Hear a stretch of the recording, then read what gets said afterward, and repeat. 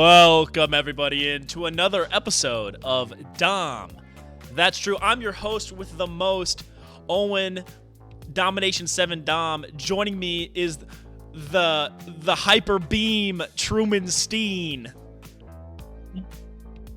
I don't. You peaked your mic. You sound like. Well, also joining us is I don't have a rhyme with Logan.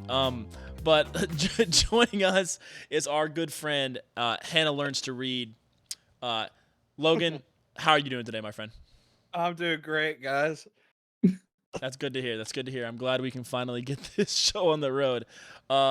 So, guys, I need you guys all to know before we start the show that Truman's production quality is absolutely through the roof, and the show would be nothing without him. I need you guys to understand this. Truman also one of the best produced podcasts I listen to all the time. I think so too. Definitely go listen to our last episode where the audio is just so great. I do want to apologize for the last episode. I recorded it on my laptop and I had my noise canceling headphones on. That shit, my fan was on full max power on my laptop the entire episode. Can I vent about that for a second? Because I dropped my phone the second I hit play on that on my commute to work and I couldn't reach it. So I listened to that audio for 40 minutes. Literally, I went to listen to it today at work. Like after lunch, I came back. I'm like, all right, I just finished my Tottenham podcast. All right, time to listen to how ours sounded. And I was like, this is unlistenable. I couldn't. It's legit. It's a podcast with white noise over the top of it, but the white noise is louder than anybody's voice. And then my mic volume is way too quiet because I wasn't pointing it at me. And the worst part is that our wonderful host, Adam Fowler from the Fouled Out Sports Podcast, did an absolutely wonderful job on the show. It was Chandler. Our guest Chandler. Oh, wait, sorry. Yeah, last week was Chandler, wasn't it? Yeah. Thank God.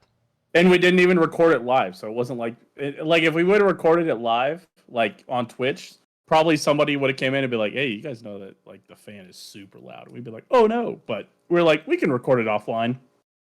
And the one time record offline, it's just massive fan noise the entire time.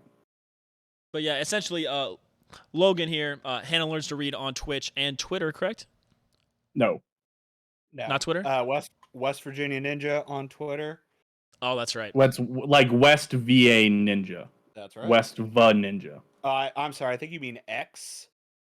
Oh my gosh! Don't get me started about that. Oh my god. X. Oh, dude, my app updated. The weirdest part, I don't know if you guys won't be able to see this, but like in my socials like group on my iPhone, the Twitter logo is still there in the center, but when I click in on it, it becomes the X whenever it goes big, and that weirds me out. Yeah, I don't know. I hate it. I saw a tweet earlier. Well, I guess a post now. I saw a post that was like talking about the gigantic marketing failure that is changing it to X. Twitter got an entire group, of people using an app to call posts tweets. And then X is like, what if we didn't? What if we just did what everyone else did? What? Yes, I watched a group where it's like, well, he bought Twitter.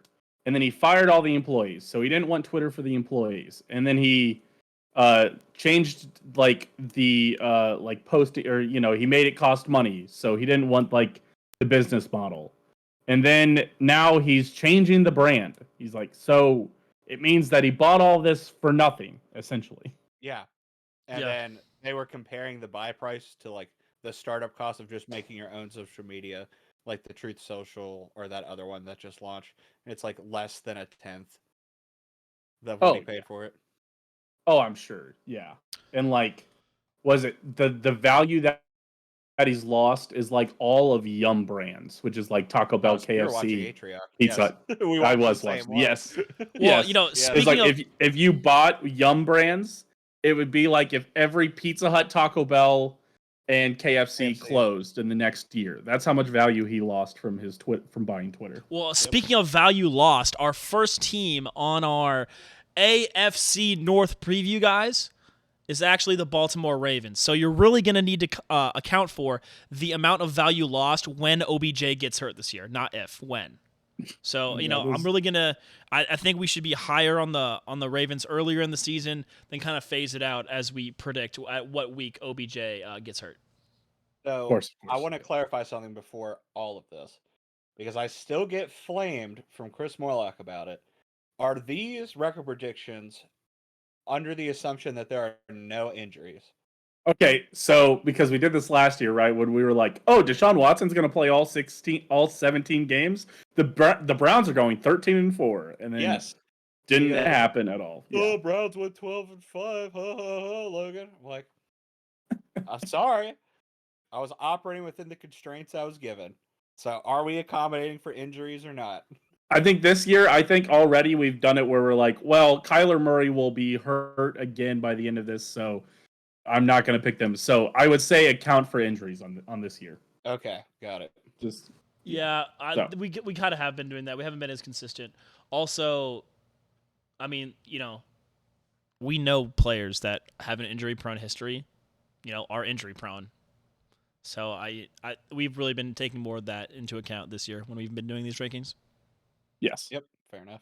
But also the Browns last year was a suspension that we were like, well, I guess they're just not going to suspend him, which is so stupid, but okay. And then all of a sudden they're like, oh, we are suspending him, and we're like, well, fuck. So right. I'm not gonna. Don't take the flames too much. Be like, how was I supposed to know? Yeah, I know. I just want to put it out there. Make sure we're all on the same page. Fair enough. All right, Owen, you want to get us started? Absolutely, I would, Truman. So, first up, Baltimore Ravens, Game 1, September 10th, against the Houston Texans. I mean, it's at home. I'll give it to the Ravens. This is going to be the healthiest they'll be all year. Baltimore W, Houston is bad. Simple. Baltimore W. All right, hold on, Truman. I need to adjust your volume on Discord real quick. I turned you down a little bit, but I turned you down too much. Sorry, maybe I dive back away from the mic. Is that the problem? You did mic away from the mic a little bit. Hold on, let me just turn you up a slight bit, and then I can ask you a question, and I can tell you if you sound great. I guess I can't relax. These macro adjustments are what make Dahm That's True the best produced sports podcast on Twitch. That's absolutely right.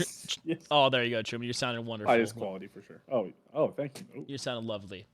All right, so we're all in agreement. Okay, so obviously week 2 versus at Cincinnati, that's an easy dub for the Ravens. No. Obvious easy dub for the Ravens. No, Cincinnati will beat them probably by 14. But the Ravens have been giving them trouble recently, but I do think that Cincinnati is simply better. But this does depend on whether or not Joe Burrow is healthy for week 1 and 2, depending on how bad his calf injury is.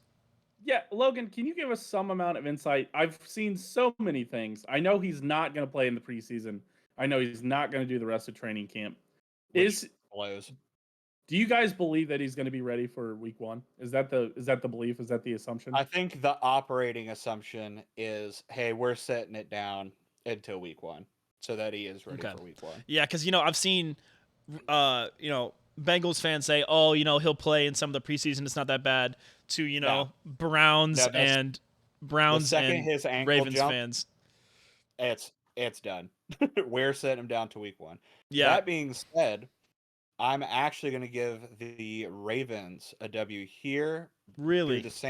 Through the same thing that happened at the beginning of the Bengals last season, because Joe had appendicitis and lost his organ and didn't get any preseason stuff in. So I think there is going to be a ramp up period for the Bengals at the start of this upcoming year, just like last year. So I will give the Ravens a W early on. Very interesting. I'm going to say this is a classic AFC North, a slobber knocker, as they call it, where it's just a dirty, nasty game. And I will listen. Let's have a controversial take. Already start off with, as we're gonna argue much about the Bengals and especially the Bengals in the playoffs. Do you feel that the Bengals got away with one in that wild card round? No.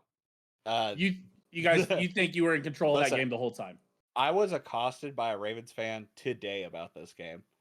If I was a Ravens fan, I would accost you about it today. Yes. The defensive stop, that's what everyone always points to. at the end there is like the flashy finish of the game. Yes, the obvious 14-point swing with 3 minutes left in the game where Baltimore would have gone up, or how much time was left in the game. Yes. No, that I is what people I will will point not to for sure. say the Bengals were in control the whole game. I'm not that delusional. I think Ravens coaching really outdid us for the first part of the game, but that is a 100% superior personnel across the board. Both sides of the ball clutched out as needed. Hold your face, Truman. The Bengals defense last year, I feel very solidly about saying was better than the Ravens, and you really can't wrap it up in a bow better than that sequence of events right there. Much in the same way we beat the Chiefs in the AFC Championship game 2 years ago. There's a soul read, hardcore fighting game soul read. You're either going up or you're throwing a bullshit wide receiver screen to end the halftime in the AFC Championship game. We're going full send, full soul read, pays off in the biggest way possible. Personally, I am ready for the slobber knocker that is actually Logan versus Truman today. I will be staying out of this as much as I can, Dahm, that's true listeners, because this is the content that I personally am also here for. But Truman, all that being said, Truman, Cincinnati or Baltimore week 2? I'm going to go Cincy just because it's at home, but I just I will say this game that fumble 14-17. That's the prediction. Oh yeah. I predict Ravens 17, Bengals 14. Although also before we move on to week 3, I'd like to say, Truman, you are insane if you'd say that the Ravens defense is better than the Bengals defense. Last year, yeah. That's just Bengals defense was like top 10 easily. I mean, they both allowed 17 points to each other's offenses, right? Yeah, okay. Well, listen, the Chiefs defense when we won the first Super Bowl in 2019 and the Bengals have a better offense terrible. than the Ravens do. The Chiefs defense was, one of the worst defenses in the league. But if you go off of points allowed, you go, oh, they only allowed 17 points, dude. They're so good. Come on. The Chiefs weren't. Did you say the Chiefs were one of the worst defenses in the league last year? No, in 2019. They're like 22nd.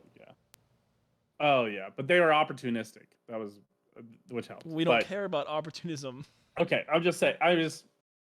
Anyway, moving on. Okay. I'm taking over control of the show. We got to keep moving. I want to get to Cincinnati. That's where the fun is at. So, anyway, Indianapolis, Baltimore. I think this should be a little bit easier. One of them has a quarterback that's won an MVP before, and one of them has a rookie out of Florida known for his arm strength. I'm going with the MVP candidate. I still can't believe they're not sitting him for Gardner for just like a little bit. Like, it's just, that blows my mind. But yeah, give me Baltimore here. And they won't have Jonathan Taylor. So plenty of things to like. I was going to say the Ravens' run defense recently has been dog shit, but Jonathan Taylor doesn't appear to be in there, so it's basically going to be QB run versus the world. I don't think that'll be enough. Another W for the Ravens, starting off 3-0 from me. Yeah. Jonathan Taylor might get murdered by Jim Irsay. So who knows October 1st is when I think the poverty of the poverty franchise that is Baltimore begins to show. I'm giving the Browns a win here. What? I think the Ravens are a poverty franchise that refuse to make good moves for their team. Look at their wide receiver core and who they've given Lamar Jackson to throw to. A lot of hype. You can tell me that about Zay Flowers. They drafted a first-round wide receiver. Man, that's crazy. Odell Beckham Jr. and Nelson Aguilar also joining the fray. Oh, cool. They added freaking Uncle Drew twice. They added 2 freaking millennial agents here. They're like, and they get their first-round pick that got hurt last year back. So 2 first-round pick wide receivers. If they can have both of their rookies produced, that'd be great because they're going to need it when Nelson Aguilar and OBJ go down with injuries, which they do every year. But this is just week 4. That's true. This is just week 4. They'll still be around. I don't really believe in Baltimore to be that good this year, so I'm going to take Cleveland here. I am also taking Cleveland here. I think it's Cincinnati and then a bunch of mid in this division, and I think. Yeah, I think they're gonna beat up each other enough that whatever Cincy does. Didn't you see what Pittsburgh said? They're going 11-6 this year, bro. Pittsburgh and the one Joe Burrow like burner account that tweets like 8 times anytime the Chiefs tweet. Just that shit blows my mind. Brother, I Pittsburgh has hats off been to their blocked. resolve. You know what I'm Pittsburgh has saying? been I blocked need for to 8 follow months. them. Who is that? You don't, Logan. I'll tell you no, this. you don't have even enough wanna time. follow 'em. You don't have enough time in the day to see all his tweets, man. Is Like, it just nothing but terrible? no matter Yeah. what tweet it is from the Chiefs, 4 or 5 tweets under it. Like, even if it's like, we've waived this person. This person has been, assigned to practice squad. Pittsburgh is replying. It's actually insane. But that being said, speaking of Pittsburgh, Baltimore travels to Pittsburgh on the 8th. I'm once again gonna give this to the home team. I'm giving this one to Pittsburgh as well. I think I'm going to give this one to Pittsburgh as well. If Pittsburgh is going to get to 9-8, I think this is going to have to be one of those games that they get. I'm right along with you there, Truman. I'm also giving the Steelers for the exact same reason. There you go. Nice. Okay, Truman, you put a star on this one for the Tennessee game. Is this in London? I believe it is in London. Yes, that is. I'm double checking where it is. 9:30 a.m. kickoff. So Yep. It is an 8:30 a.m. Yeah, I was like, yeah, I guess. So yeah, I'm pretty sure it's London. It's either London and I don't think it's Germany. So yeah, I'm pretty sure it's. That's a 7:30 a.m. kickoff on the West Coast. That's amazing. In Hawaii, 6:30 a.m. for the West Coast. Hawaii, it's 4:30 a.m. So 7:30 for Mountain Time. Shout out to all our Rainbow Warriors fans. You guys are gonna have a fun time watching these European games. Oh. So the screen setup is crazy. Hey, thanks, Gnome Child Boy. Appreciate you, buddy. All right, but yeah, that being said, Tennessee. I think Baltimore is better than Tennessee. Give me Tennessee. You said you think Baltimore is better than Tennessee. Give you Tennessee. Yeah, Tennessee doesn't have a real quarterback. It's but Ryan you said give me. You said Will Levis, or is it? You said give me Tennessee. Did you mean Baltimore? Oh, I do mean Baltimore. Sorry. Yeah. Okay. Sorry. Baltimore still has bad run defense, and Tennessee has King Henry. I'm going Tennessee. Underdogs tend to win a lot in London. See Jaguars. Gonna go with Titans. Okay. All right. So Truman and I have actually already picked this Detroit game. We said that Baltimore is going to beat Detroit on October 22nd. Logan, what say you? You know what? This was one of the hardest ones for me to pick. This is at Ravens. Correct. But in order for my big season prediction to come true, I need the Lions to win this game, so I'll lean Lions. All right. See, there we go. Truman, he's already developing narratives for himself that he has to stick to. That's what we want to see here on the season the season preview. It's lovely. Yes. For him just to be on this one episode, he went and picked all 272 games in the NFL just like us. So did he actually? We've been pretty close. We've been trying to come up with the group rides for our gambling group this year. And part of that is picking like what you can either do like a prop that's plus 500 or more, or you could put a parlay together that's plus 500 or more. Myself and several other people are doing parlays as our submissions this time. A 5-team parlay, perhaps? Possibly. So the Lions are one of mine. So I have done all the Lions before. Okay. What? Just curious. What is your? I assume you picked win total. Yes, over Lions win total is one of the legs. What is the what is their over under? They are currently on FanDuel at 9.5. Ooh. Or they were last time I checked. Yeah, because Green Bay is going to be worse, but Vikings might stay the same. And then the Bears will probably stay the same. I'm with you. Actually, I think the over on 9.5. I think I would probably be right in there with you. Okay, now the next week, Baltimore goes to probably the worst team in the league in Arizona. Truman and I have already picked this game. I actually gave this game to Arizona because I said Arizona, is going to win 4 or 5. And this is one of the ones that I picked them to win. But Truman said they're one of the worst teams in the league. So what say you, Logan? I believe this would be one of the first games Kyler's back, if my memory serves me correct. Yes, so, if you listen to our friend from Arizona talk over the fan, he did mention that he thinks this is a likely return game for Kyler. So the big's not the right word. The question around the Cardinals is What does the offense look like with no DeAndre Hopkins with Kyler back? The Cardinals do have a way to win games bullshit at home, Hail Marys, blah, blah, blah. But they don't have I mean, really, they do. What did they 11-0 2 years ago to start, or 12-0 or something crazy? I think it was just 8-0. I thought it was 8-0, but it was a big win streak. It was one of those where everybody knew they were frauds. And everybody's like, I guess. But the reason they knew they were frauds is because they just like willed it somehow, like at last second. Yeah. Well, I've read the NFL script, and Kyler, big reemergence. Game. We'll give it to the Cardinals. That might be the one win I give the Cardinals all season. Logan, now that you mention it, that's exactly what I said. I said Kyler buff, Cardinals win. And Truman said, what? And I said I refuse to elaborate. And then we just continued. Yes. They started 7-0 that year. Next week, November 5th, Baltimore's hosting Seattle. Comes back home. Truman and I gave Baltimore the win. Again, to stick consistent with what I want to come true, have to give Seattle the win here.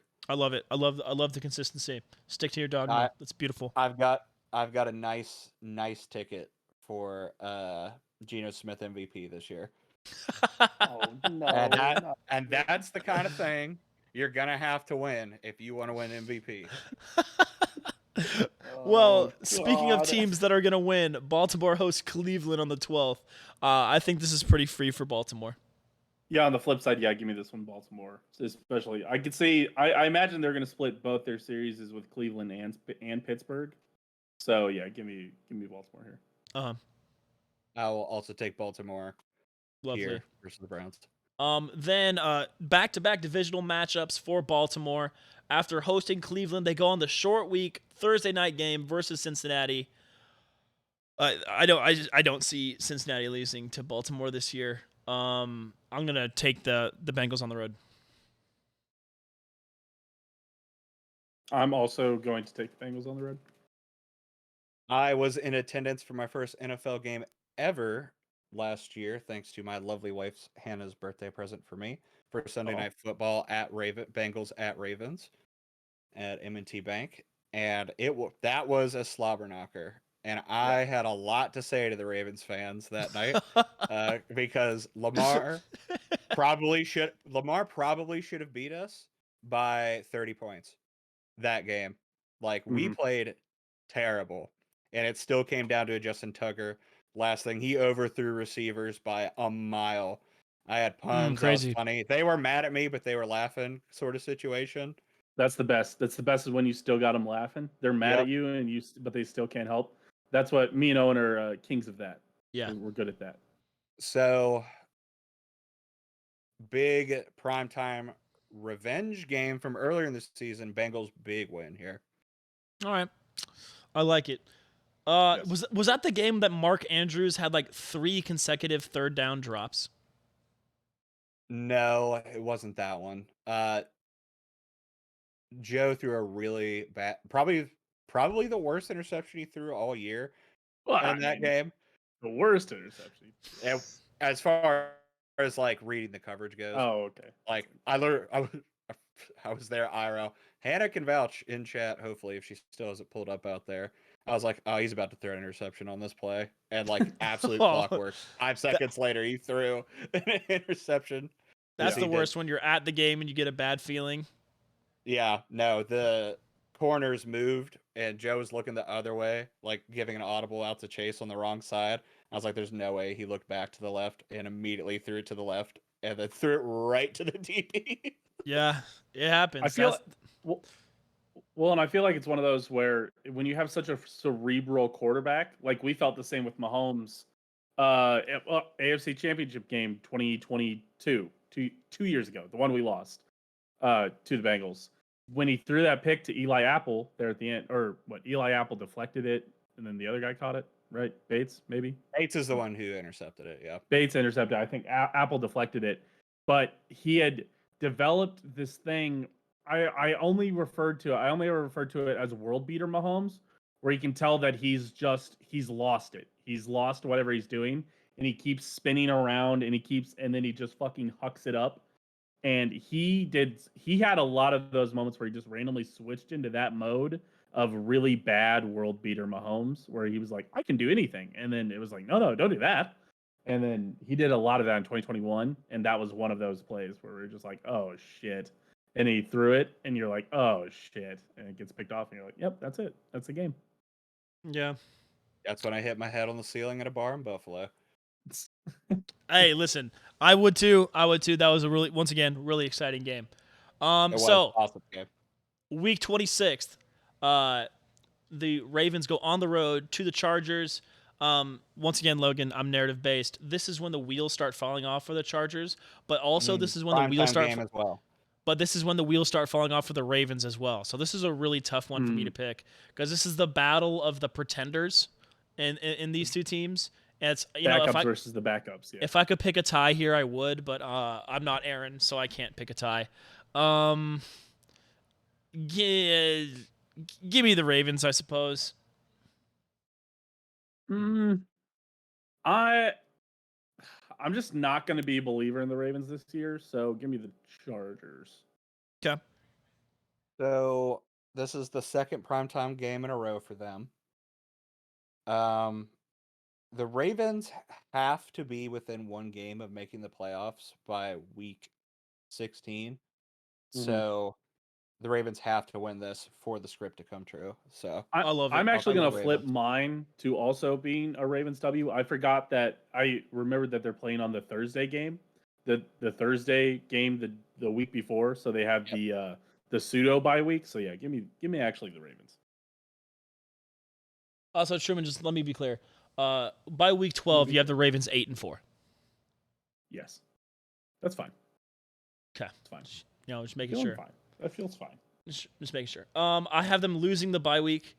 OBJ will go out clubbing or something. And like I don't know. On crutches because they'll have already. Broken I don't know. Yeah. He'll go to Miami on a boat because that works out really well for him. So then coming out of the bye week, the Ravens catch the Rams. Both Truman and I have already picked W's for the Rams. I mean for the Ravens, excuse me. I will take the Rams in this game. All right. Moving on to week 14 at Jacksonville. This is gonna be I think a highlight game that everyone should be watching. I think this is prime game as well. A huge barometer game. It would be a huge barometer game if it was earlier in the season. This is must-win territory for both of these teams, and I'm actually going to give it to Jacksonville. I think Jacksonville's in the ascendancy. I think Baltimore's trending in the wrong direction. So overall, as a organization, not as a team this year, but I think Jacksonville's going to be better at this point. I'm also going to take Jacksonville here. I think they'll be the better team this year. I am probably just gonna. I guess I think these teams are kind of going to be even on-field talent, but I do think Ravens coaching is better, but it's also at Jags. So I think this game screams 33-30 Jags. That's where I'll go. All right. Next week at San Francisco, Truman and I have already picked this as a loss for the Baltimore Ravens. Ravens, I think, should lose, but it is Christmas Day game, and the Ravens are very good on Christmas. So I forgot about that. That win. Haven't they won like 5 straight Christmas Day games or something silly? I don't know the stat, but I just know it in my heart being an AFC North fan. Like, Ravens on Christmas, unless it's the Steelers, are electric. All right. So then New Year's Day, the Ravens host the Dolphins. Truman and I have already chosen this one as a W for Baltimore. Yeah, Tua will already be in the hospital by then. It'll be a Skylar Thompson show, and that is not the best option. Yeah, I heard he went to like a really terrible college, so I really don't believe in him. So we'll take All right. By the way, it's New Year's Eve, not New Year's Day, and the reason I know that is because I'm desperately trying to get to Kansas City for that day for another event. But the budget is pretty tight, so we're gonna try and make it work. Or it might be a planes, trains, automobile situation. Lucy is right next to me, by the way, in the gaming chair. Yeah, I think Oh, she's probably nice. worth the price of admission if you put her up for sale. I'm joking, Sell of the cat. course. Sell the cat. I am joking, of course. Your cat is absolutely lovely, much like your pick is about to be. Logan, Miami, Baltimore, New Year's Eve. Who you got? Baltimore. I like to see it. All right. Now, last game of the regular season is, of course, a rivalry game. Pittsburgh comes to Baltimore. Give me Baltimore. Wait. Hold on. No, give me Right, Pittsburgh. Why would Pittsburgh lose the last game of the year? That'd be silly. Right. See, this is where the issue of us doing these picks live on the show comes back to bite us, because I haven't run my math yet. Where I'm like, wait, do I need Pittsburgh to win this game or lose this game? Shit. I'm gonna pick Baltimore to win against my better judgment. This just in, Truman's predicting the Baltimore Ravens go 11-6 on the season when we all said that they were going to be worse than last year. Curious. Anyway, Logan, to you.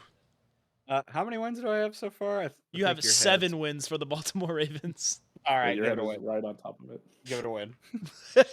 Lovely. Okay, so as individuals, Truman, you have the Ravens at 11-6. I have them at 8-9. Logan also has them at 8-9, and as a group, we have them as 9-8.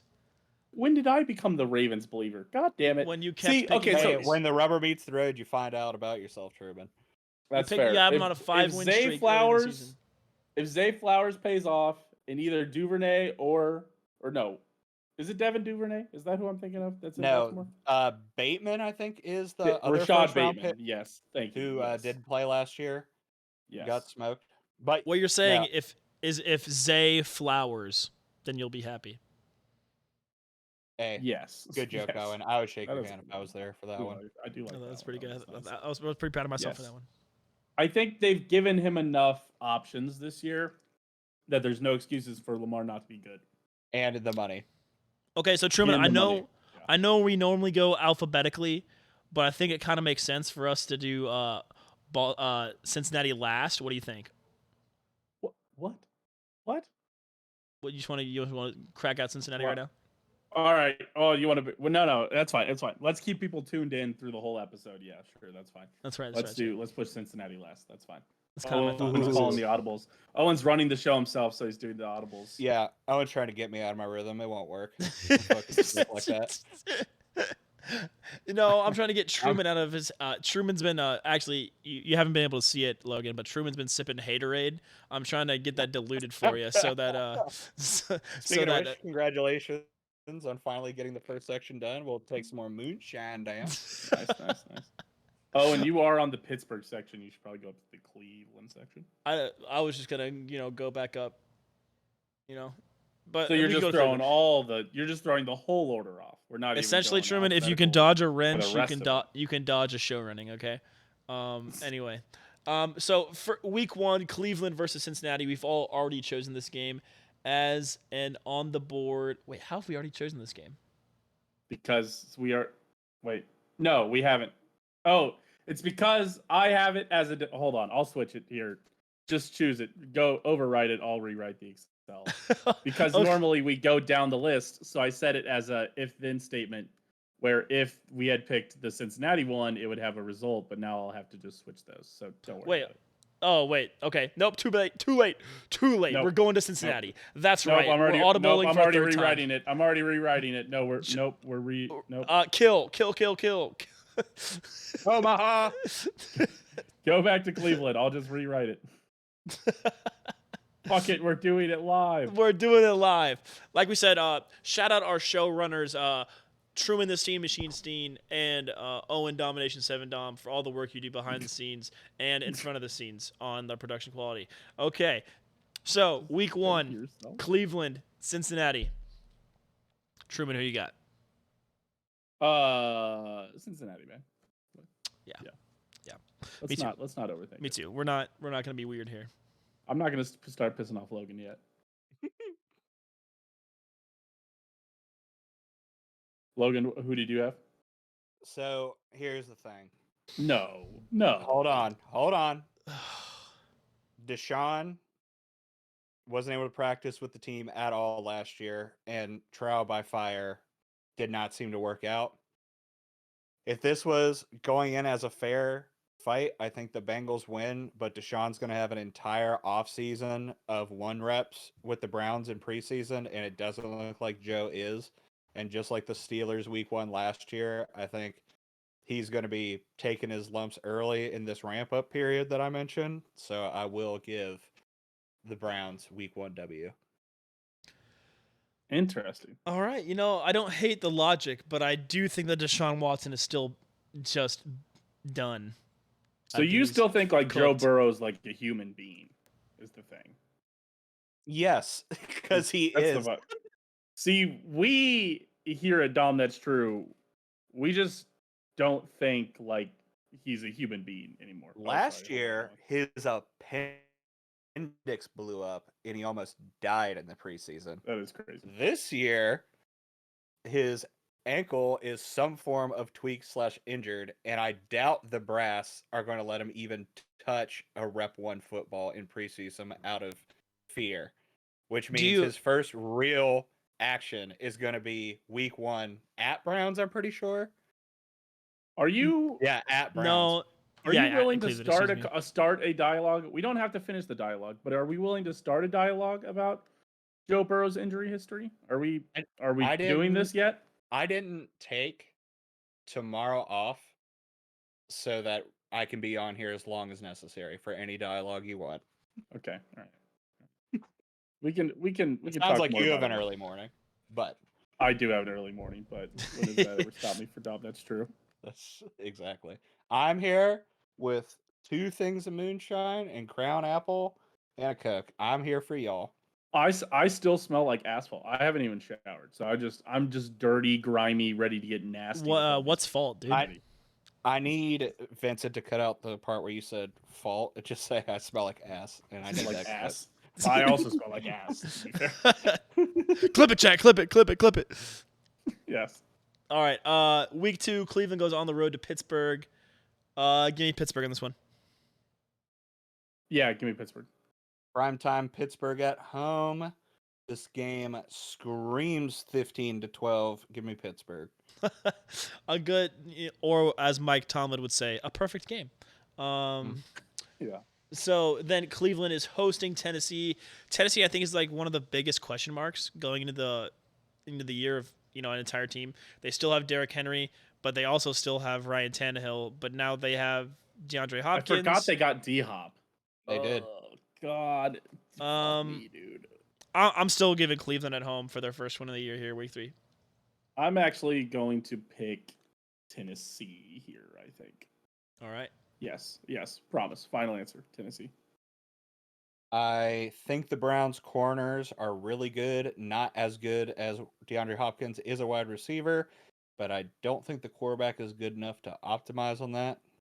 So give me the Browns. Oh, wait. I'm going what I just realized? Tannehill bounce back. You know what I just realized, Truman?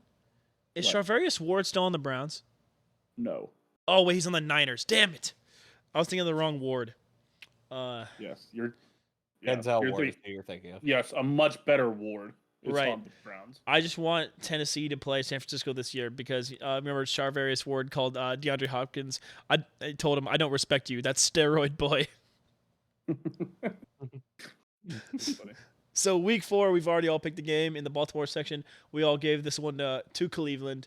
Then the Ravens will be having the worst bye week, the bye week on week 5. Then continuing into week 6 is the San Francisco matchup. Truman and I have already picked this one as a San Francisco win. I will also take the San Francisco win. Yeah, I think San Francisco is going to be really good if San Francisco can get average quarterback play, they're going to the NFC Championship game. If they can get any quarterback play at all, they might do that. Yes, they could have won the NFC Championship game if they had any quarterback. Yeah, instead they had janitors. That was pretty unlucky for them. Christian McCaffrey. That's insane. I forgot that they went to Wildcat for almost the full fourth quarter. I forgot about that. Just terrible times. I'm pretty sure I turned that game off. Yeah, I wouldn't blame you. Yeah. All right, October 22nd, Cleveland goes on the road to Indianapolis, and what I am pre-dubbing the toilet bowl of the week. This is just gonna be an awful game. I guess if you're looking for rookie upside, look somewhere else because I don't think there's gonna be much. Um, I, I guess Give me Cleveland. I have to take Cleveland here. you have to take Cleveland. Yep. I'm giving it to Indy, I suppose. I'm also giving it to Indy, because the Colts have to win some games. Fair. That's fair. Just Yeah, how it goes. yeah, that's kind of He's how got I'm a going good as point. well. Now October 29th, we go to Seattle. You Truman and I have know already. what it is, boys. You already know what it is. All right, MVP. I'll just MVP. put the win on there for for Gino. Then the Browns host the worst team in the league, the Ravens. Truman and I have already given this one. Excuse me. They host the worst team in the league, the Cardinals, and of course we chose the Cardinals to win this one. So Why did we choose the Cardinals to win this game? because they needed to get to 4 wins. I guess that's fair. Logan, what say you? Give me the Browns.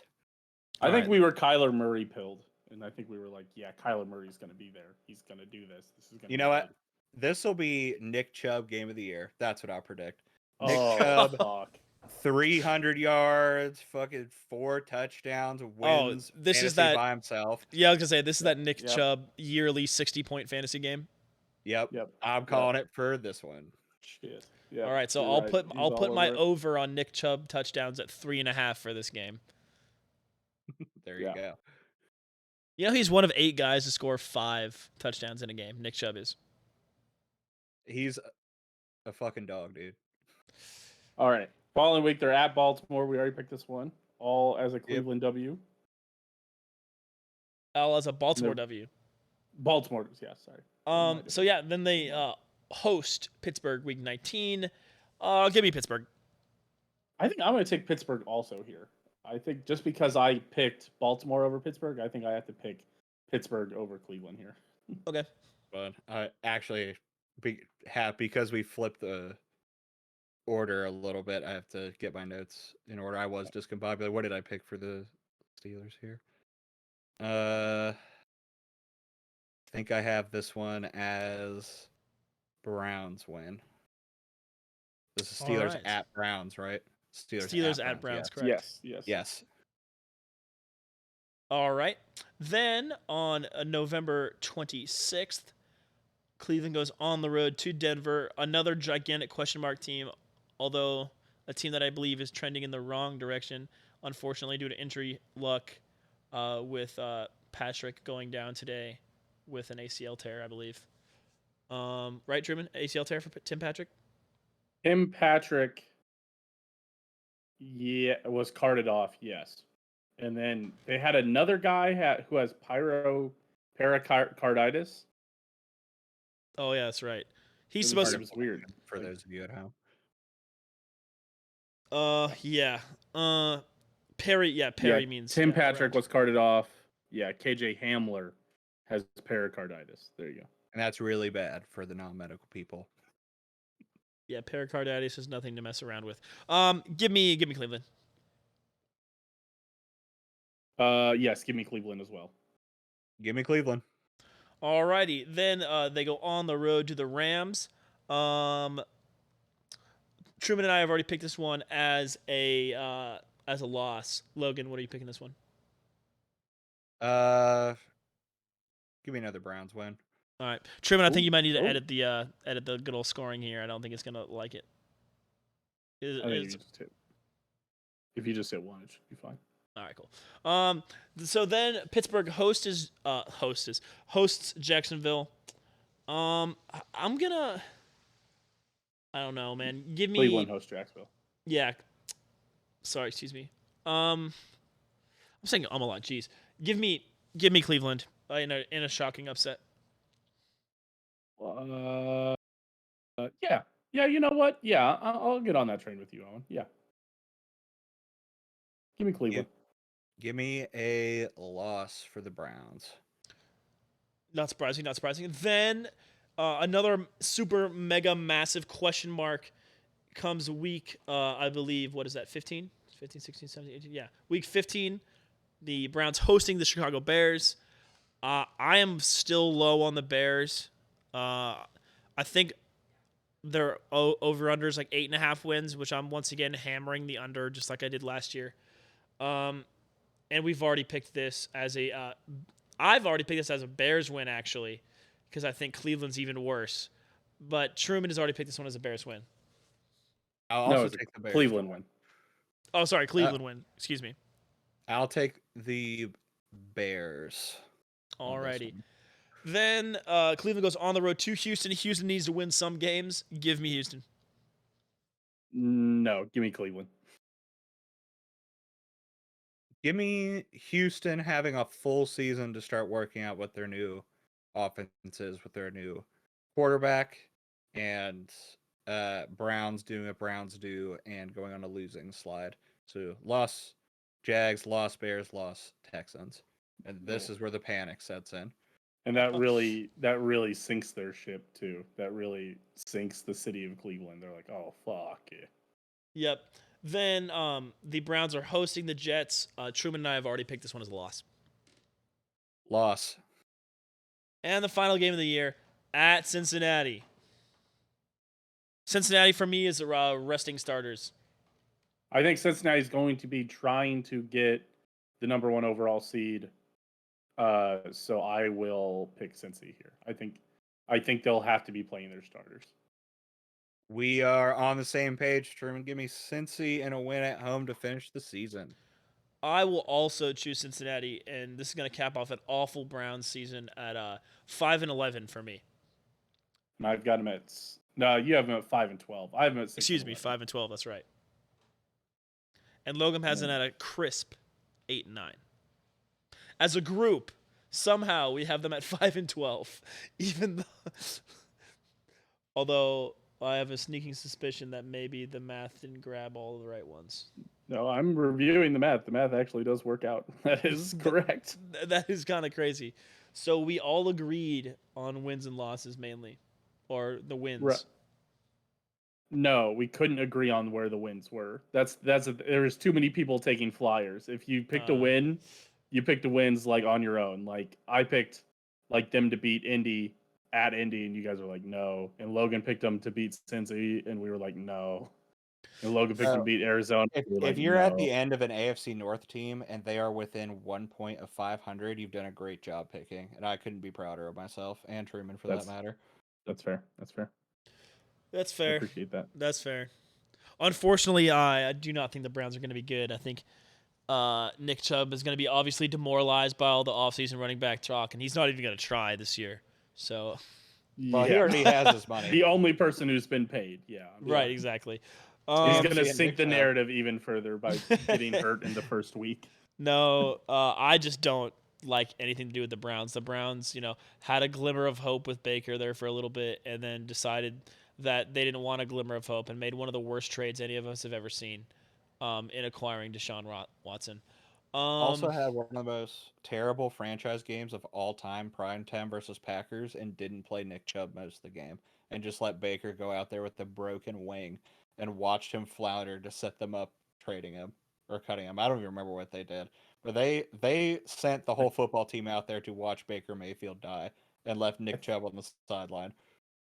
Just so stupid. That was crazy. So stupid. I remember seeing that and being like, why do they hate Baker so much? Because it was very clear that was the point. We're sending Baker Mayfield out there to look as terrible as possible. Just so weird for somebody who brought you your first winning season and playoffs for what was it, like 6 years at that point? Yes. Yeah. Well, no. Sorry. Pittsburgh, your first playoff win in forever. Yeah. Like since the early since 90s. Belichick. Yeah. Yeah, you just character assassinate that guy. We don't want him here, obviously. Nope.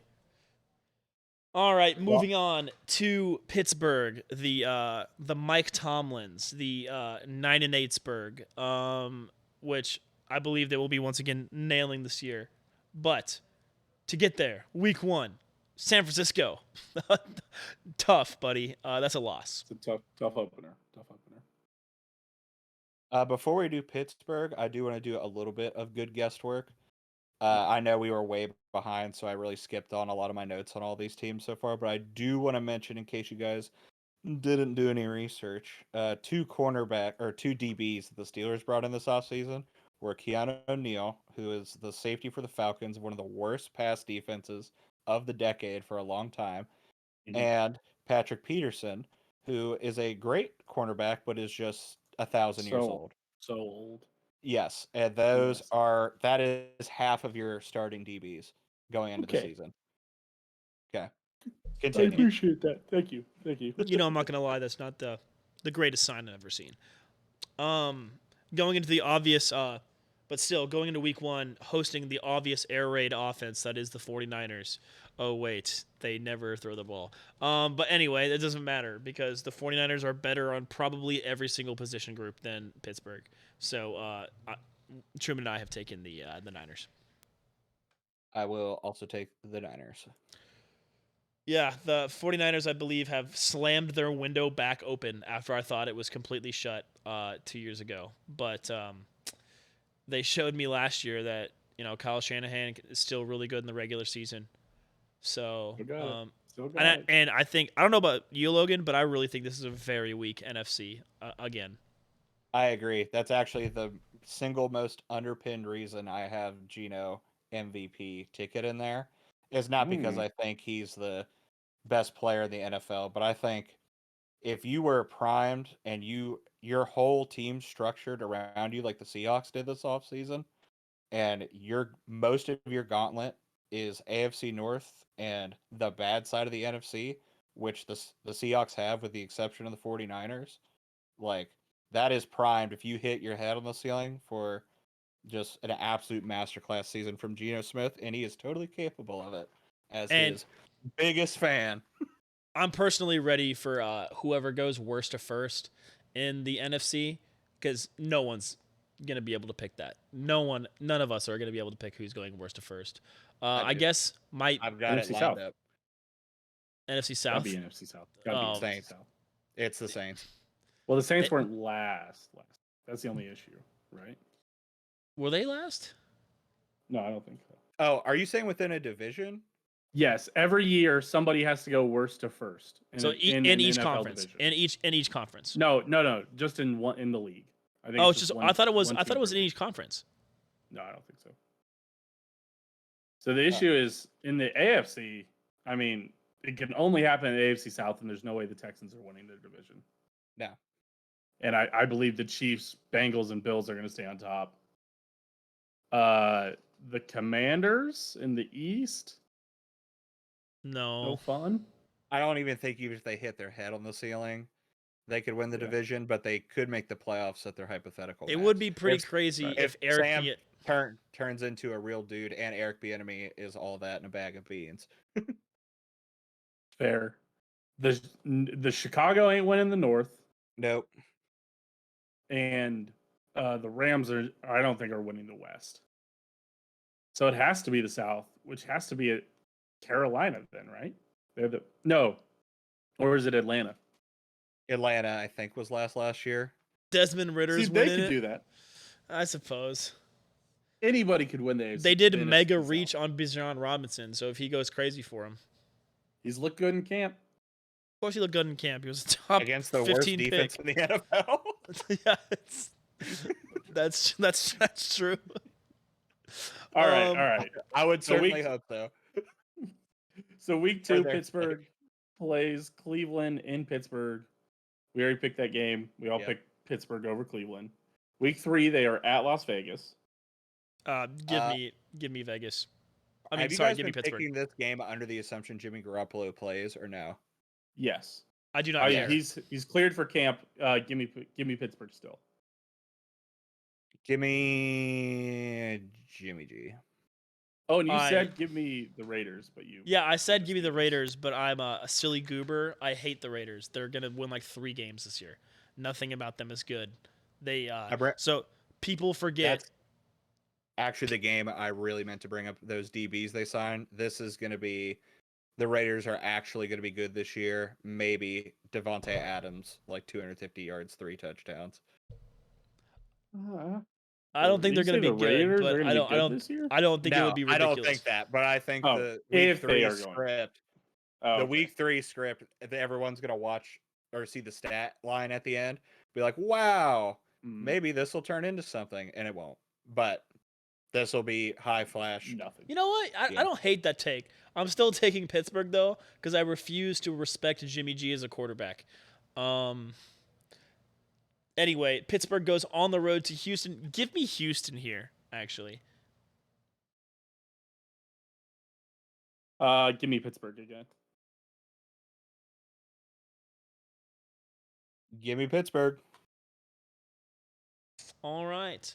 I think that's a coach versus coach game, by the way. I don't know what I can't remember what Houston's coach's name is off the 49ers, but Marco Ryans? Something like that. I mean, I hope for the D'Amico? Texans' sake and Ty that he turns into something, but you're going against Mike Tomlin, who, depending on who you ask, is either the best, second best, or third best coach of the NFL. And I don't think D'Amico Ryans. Sorry. D'Amico Ryans. Yeah, I think. Letter. Yeah, I mean, I think Mike Tomlin's got to be top 3. So Yes. I'm putting him personally. I'm putting him at 3, but yeah, he's gonna have his boys coached up for that one. I'm kind of hoping he kind of keeps on like middling around in Pittsburgh for like another 5 years, and then eventually they do what you guys did with oh my God, Marvin Lewis, where you guys are like, okay, we can't keep doing this. We are getting rid of Mike Tomlin right about the time that Andy Reid retires. And then he comes in and that would be so cool. A big old nutty nut. I think I might hang myself if that happens. I think I might hang myself if that turned into reality. So I don't know if you know this, Logan, but right around the time that Andy Reid got hired for the Chiefs job, the biggest target that everyone thought was going to take the Chiefs job was Mike Tomlin. And I can tell you that as a Chiefs fan at the time, I was not happy with Kansas City getting the dude who couldn't get Philadelphia over the hump and had just left his team on a down slump in Philadelphia to come to Kansas I thought City. You said you weren't happy with them targeting Mike Tomlin. Oh no, Mike Tomlin. If Andy Reid never would have been successful, Mike Tomlin would have been my favorite head coach of all time. Yeah, but I mean, it worked out for you guys, so it did. I think it is okay. So after the bye week, it's been all right, I guess. It's been okay. After the bye week, Pittsburgh goes on the road to the Rams. Truman and I have already selected this one as a Rams win. I will give the Steelers the win here. Wait, Truman, is this one of the Europe games? I don't think so. Steelers off a bye usually are pretty good. Rams are going to be capped ceiling wise. No, this is just a normal game. Okay, and Logan, you gave this one to Pittsburgh. Yeah, off the bye. Yeah, this is a big 20-17 game. Sure. That's not out of the question. So after going to LA, Pittsburgh comes back home to face the Jaguars. Give me Jacksonville, actually. Give me Jacksonville as well. Give me a blowout win for Jacksonville. Really? Are you high on the Jags this year? Relative to their strength of schedule, yes. And that this is another one of those old DB games. I think Jacksonville's wide receiver core is going to be up there for best in the NFL this year, and that looks like fucking dinner for that squad. I don't hate that take at all. I think Jacksonville, might be one of those teams that's really shockingly good this year. I don't think they have it all together yet. I think really next year and the year after that are their big Super Bowl windows. But I wouldn't want to play the Jacksonville this year in the playoffs, which I think they're going to easily get into. So then after Jacksonville, Pittsburgh hosts Tennessee on November 2nd. Primetime game. Primetime Tannehill, baby. Give me Tennessee.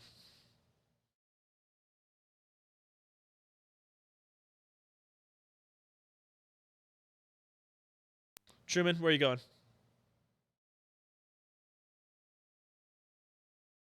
I'm gonna take Tennessee here again.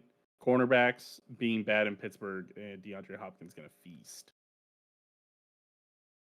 I don't think I've ever heard my headphones be that loud in my life. That hurts so bad. What happened?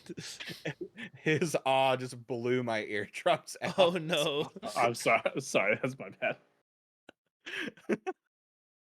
bad. Truman, Owen, you're in the middle of the Excel sheet. Can you tell me how many wins I'm at right now? Oh yes. Currently, you are at 4 wins for the Pittsburgh Steelers. Give me the Steelers. I love it. That's what we like to see. Narratives prevail. Okay, Yes. so then, yeah, maybe I should move a little bit. I don't know how to. No, because we scroll. It's fine. So then Pittsburgh has a 3rd consecutive home game, hosting Green Bay.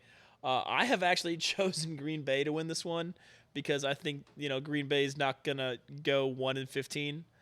But Truman has chosen a win for the Pittsburgh Steelers here. I will also take a win for the Pittsburgh Steelers for coaching advantage.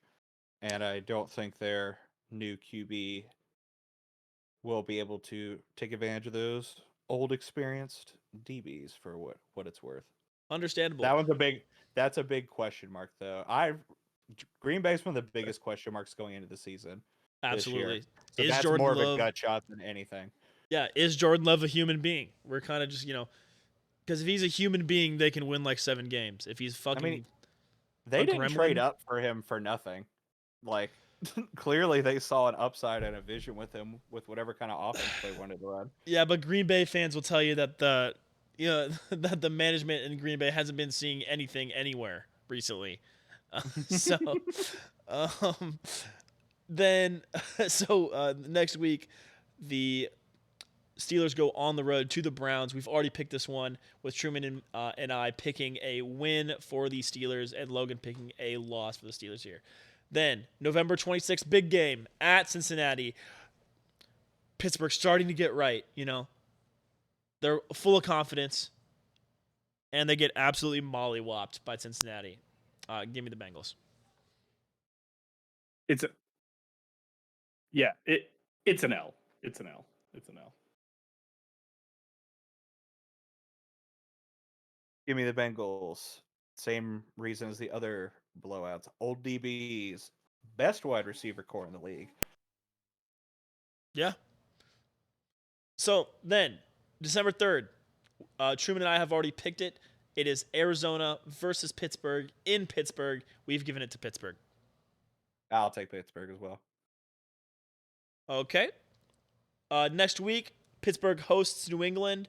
Battle of old rivals. I think Pittsburgh still hates Patriots. Kind of like they sure do. Yeah, sure do. Kind of like how Kansas City, how we still hate the Patriots. I'm loving the Patriots' misery recently, and I'm sure once Truman puts his head back on, he'll agree with me. But he really could not take the Bengals having the best receiving core in the league. Broke his headset. Gamer moment. So then Truman and I have already picked this as a Pittsburgh win over New England. Logan, what do you got? I will do that as well. So Truman, do you still hate the Patriots as much as I do? Walk away. Yep.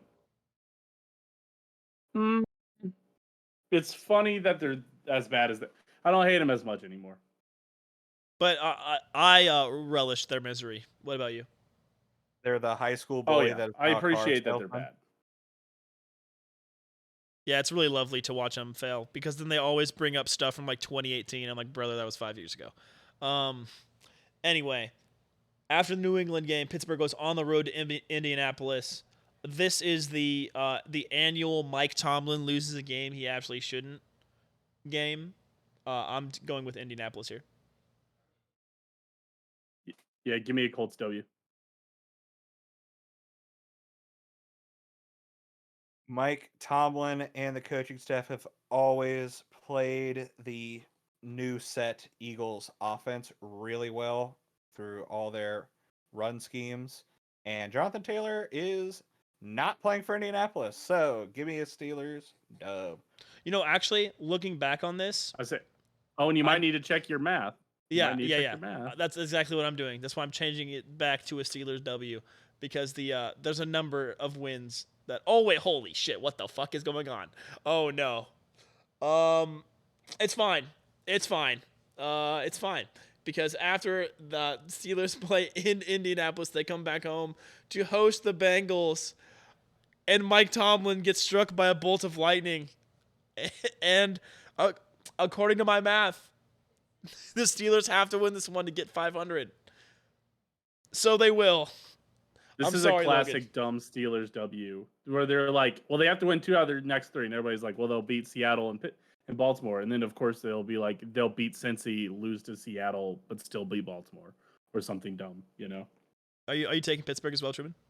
But Pittsburgh L here. Okay, that's what I wish I could have chosen. Unfortunately, the numbers. I have 3 different narratives the script writers have written, all coming at me right now that are fighting each other. How many wins do I have right now? You are currently at Got him at 9. Wait, I need to I'm leave at this 9 way. wins. 9 wins. Yes, my mic's blocking as well. You're at 9 wins.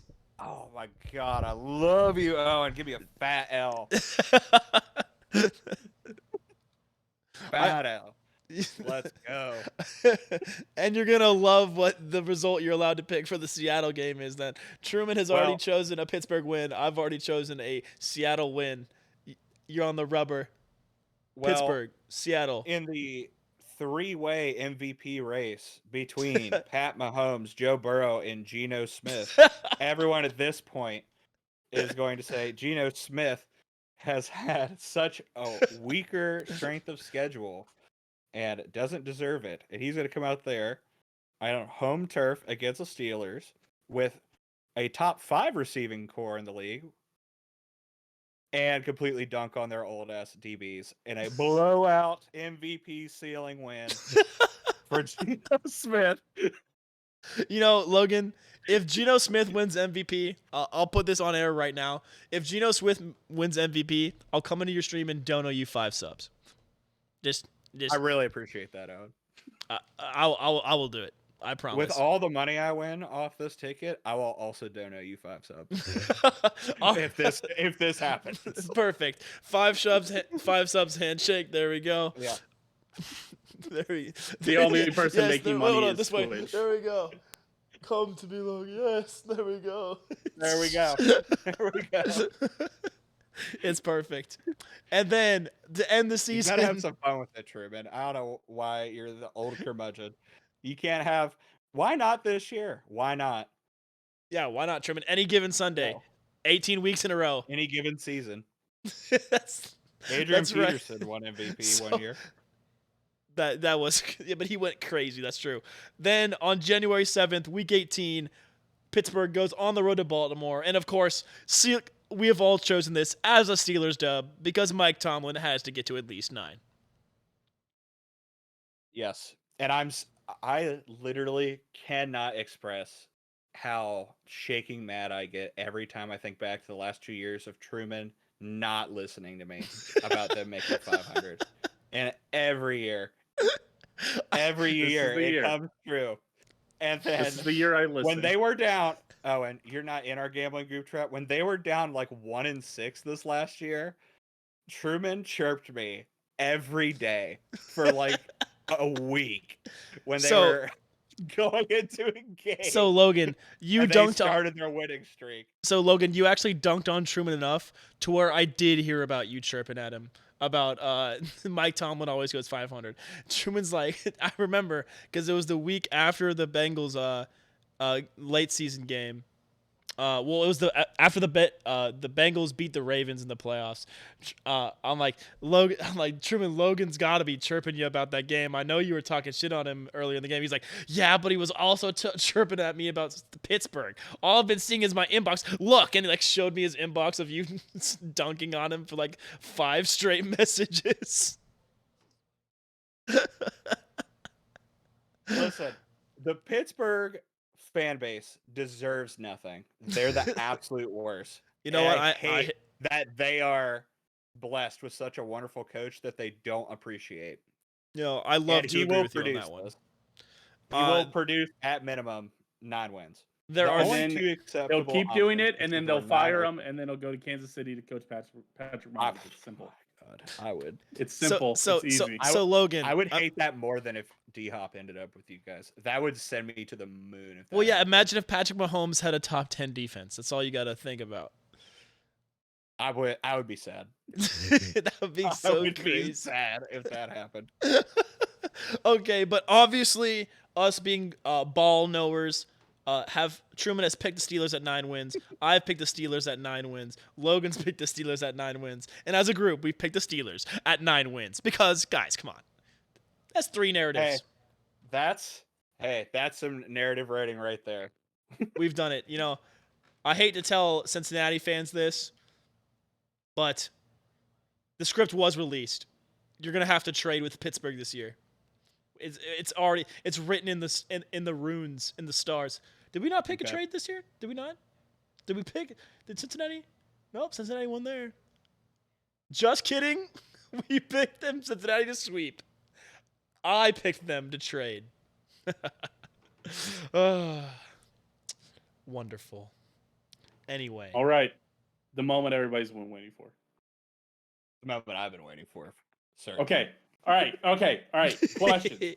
Questions while I actually have connection and you guys can hear me. By the way, for like the last 2 or 3 teams, half the time, you guys are I'm just sitting here and I have no audio and I'm like, I wonder what they're talking about. Oh, that explains why you yelled into the microphone.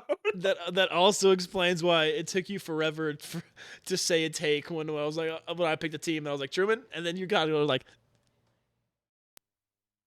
yeah, right, I have a Steelers win. Okay, real quick. All right. 1, are you guys going to sign T. Higgins to an extension? Listen, I have no fucking idea. Great. When we went into this offseason, I told you we were going to lose last year when I was on here when we were picking this. I said it was all in or nothing because we're going to lose T. Higgins and Jesse Bates this upcoming year. Jesse Bates did end up going to the Falcons just because it was impossible to hold on to him. Right. T. Higgins is still here, and it sounds like T. Chase, Joe Mixon, and Joe Burrow and Tyler Boyd are all in congruent negotiations with the GM. Is the signaling that I'm getting? Insane. I do not believe that for 1 second. I couldn't believe it, and then I saw some Reddit videos of them all going in with the GM at the same time, and I was like, "Oh, might actually be for real." No, and no, I don't think they should. I No. don't, for the record, pro player. I don't think that's a good idea for them, but I'm holding on to hope that it's true. They all pranked Joe Mixon by telling him that. He already the GM was like, I'll set you up with a nice deal with some other team if you tell Joe Mixon that we're all taking deals, okay? And they were like, yeah, sure. Okay. The fact that the Joe Burrow deal isn't done and the T. Higgins deal isn't done, I'm just wondering if you're sweating it. You know, I'm 100% sweating it. But the thing is, I went into the offseason thinking that T. Higgins was gone and we'd trade him. Not that I wanted him gone, because I ultimately think he'd be better for the Bengals long term than Chase. But Chase is the superstar darling physical freak. Right. I was going to ask if you like T. Higgins or Jamar Chase better. I think Jamar Chase is the definition of pure athlete at wide receiver. Because his route running is suspect a lot of times. And T. Higgins is severely underrated at his technical skill and is way taller than most people think he is. He is way taller. Yeah, he's huge. Yeah. He's what everybody would hope Mike Williams could ever be. Yes. Actually, that's the perfect comp. And he is wide receiver 1 on 28 teams in the NFL. I feel very strongly about that. Yeah. And I think he'll be better for longer than Jamar will be. Now, Jamar will probably go full blast until he gets a lower body injury. And then we'll probably go off the ship. I hope that never happens, but I'm just trying to be real. Yeah, Logan, we'll tell you that as Chiefs fans, we're tired of other teams actually not talking about T. Higgins being good. Because I know that the Bengals fans know how good he is, and as Chiefs fans, we also know how good he is because he always goes off against us. But other teams fans are like, "How do you let T. Higgins go for so many yards, brother?" Because he's a top 10 wide receiver in the NFL. Yeah. Now I can totally accept being top 10. anywhere on 1 to 10, but like I wouldn't argue no matter where you want to put him except for like 1 or 2. Like I could see a legitimate argument all the way up to 3, but you'd be stretching it. I put him Fair. at like 7 personally, but So, yeah, without having to name the other wide receivers, I think I'd put him at 6 or 7, Yeah, he's or 9 to 10. amazing, Maybe. and he is by all mathematical stretches of the imagination gone soon, which makes me depressed. But it seems like they're trying to get something worked out between everyone. and then Logan, one think he final should go. question. If you guys do, it'll be the first ever having it done.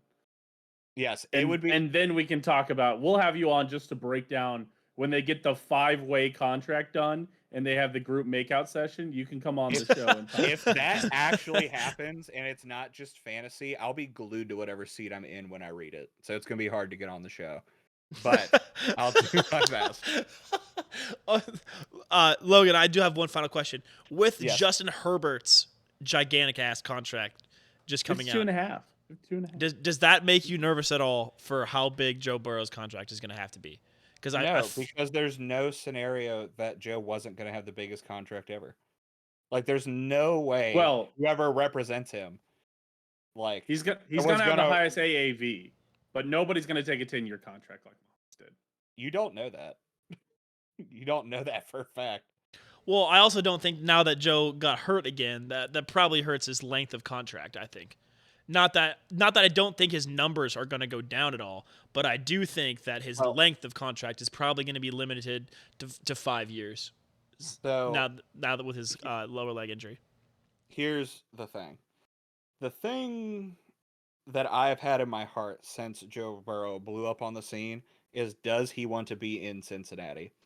Because if I was Joe Burrow and I was in his position, I would get the fuck out of Cincinnati as quickly as possible, because it is a terribly run organization for decades. Yes. Now, that being said, since Joe Burrow's first full season starting, since he was rookie year, we just kind of throw that under the rug because he got hurt pretty early on. We also throw Mahomes' rookie year under the rug, so that's yeah. handshakes all around. The front office of the Bengals has been absolutely cooking. Against all odds, has been cooking. We have some of the lowest dead money in the league. I think we're like second lowest. Like, the GM is just all first team, all pro GMing at the moment. And this contract with Joe, with the receivers, if, who fucking knows if Reddit is true. But if it actually is true, and all of these agents and all these players are streamlined, that like, hey, we want to ride Cincinnati as a powerhouse into the future as a brand. My God, we're so cooking. We're going to be divisional round every year for the foreseeable future. Oh, that's what we call cooking, is divisional round? Yeah. Oh, okay. Just in Kansas City, that isn't what we call cooking every year. Well, after being mired in mediocrity for decades, I guess it's a little skewed at this point, but that's fair. But contemporary, absolutely. You guys are on probably the hottest streak ever over multiple seasons. I'm scanning my memory real quick. Probably not 5 years, right? Probably the hottest 5. Oh, for the Chiefs? Yeah.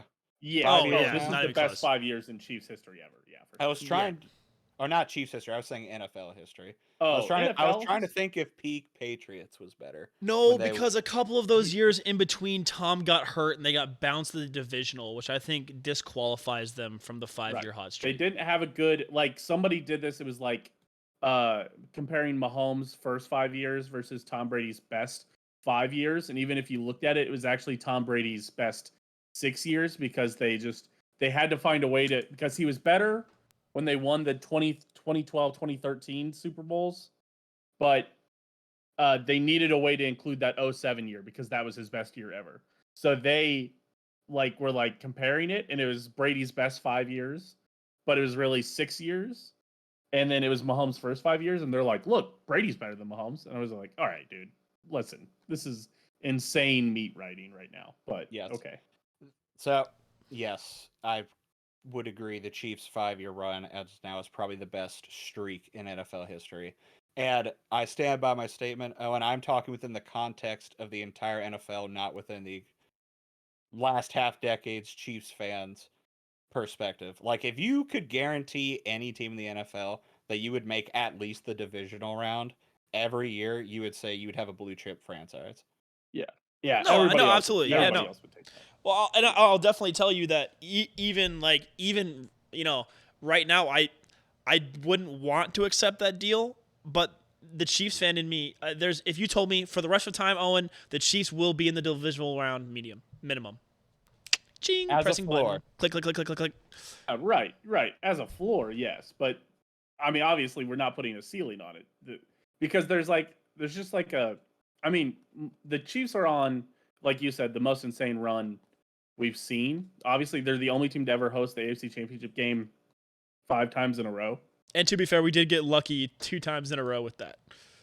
Yes, we've gotten lucky. There's been a couple 2 seeds where the 1 seeds have lost, but also DeMar Hamlin, heart exploded on the field. Yeah, I guess that's but the Bengals. I feel confident enough, and we're going to talk about that game. But I feel confident enough to say I think the Bengals were going to win that game. You guys were up what? You guys were up 10-7 and then or 7-0 and then driving on them. You guys were up and had the ball and were driving, and then he collapsed. Yeah, the Bills' defense was paper mache so far into the game. Right, and it's now, what we. Who knows if they would have turned it around at halftime, all that stuff. But it's what we saw in the playoffs, right? It was the same thing. Same thing. Bulldoze.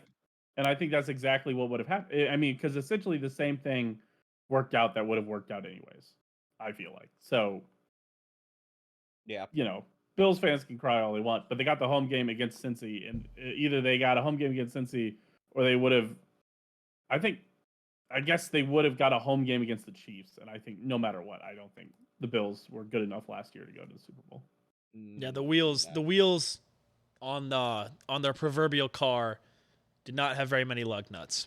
So the Bills, I feel confident saying that the Bills have missed their Super Bowl window probably because the Chiefs and the Bengals exist.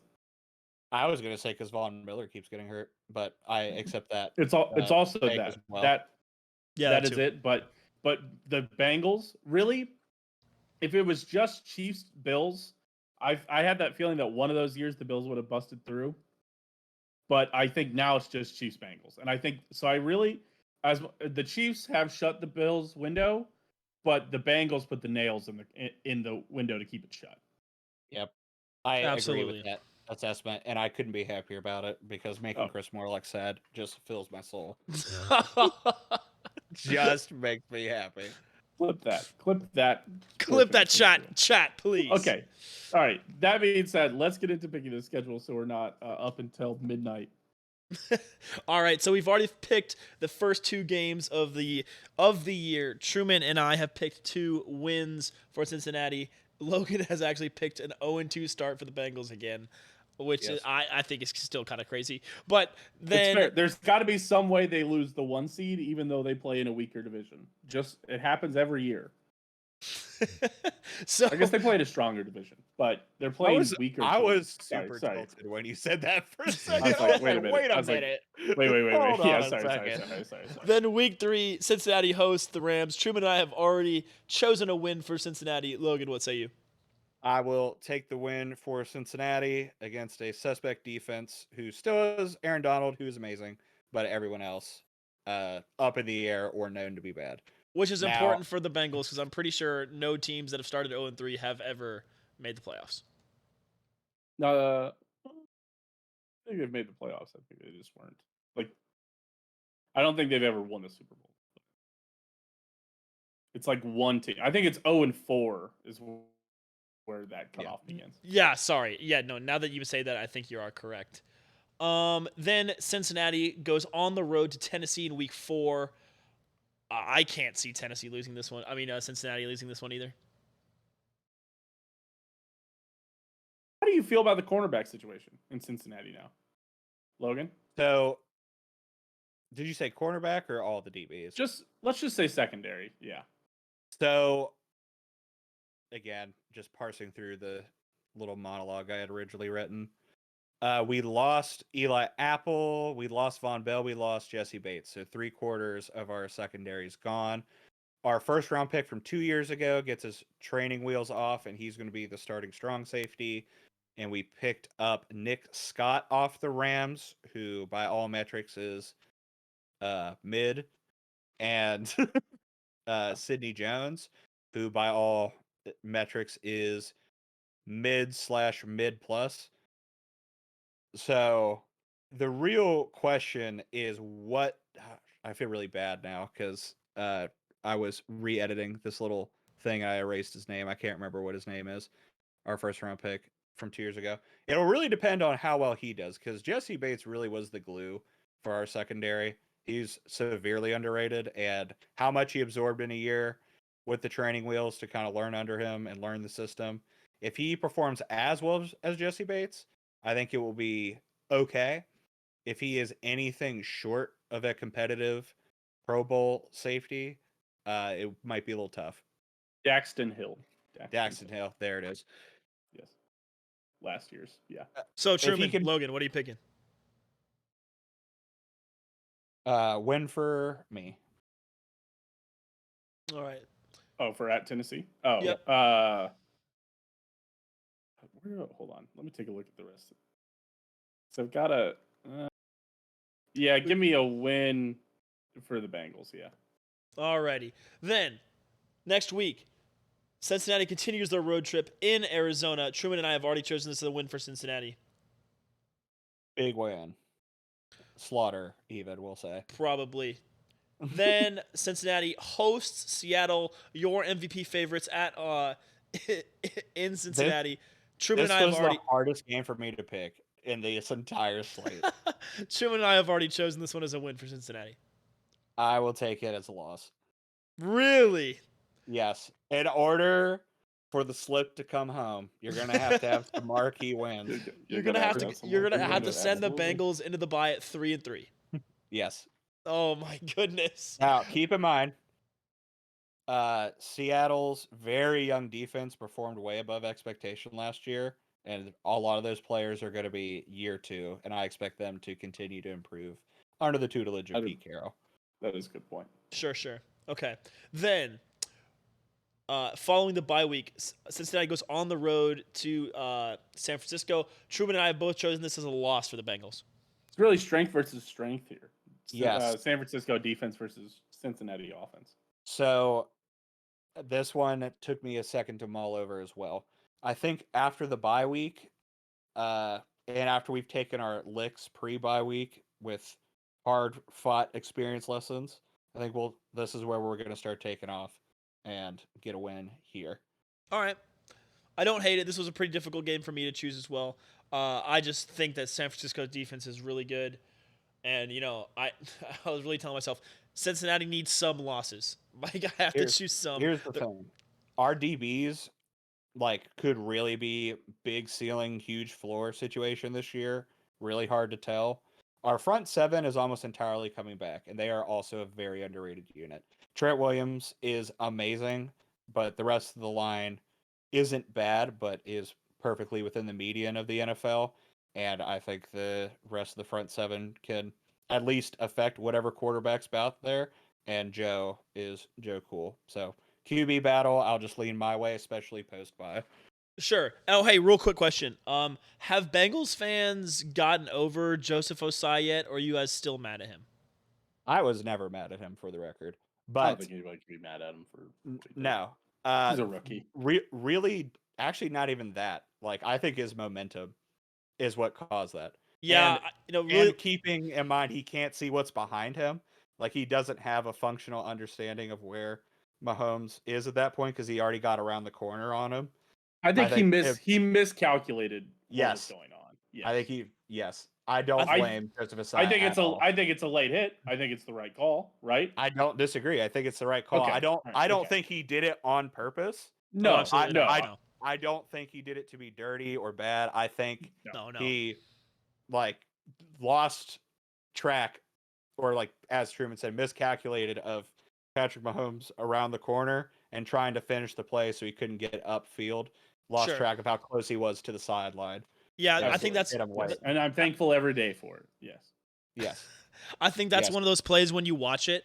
When they do the freeze frame of where Osai makes first contact, you're like, okay, that is essentially right on the line.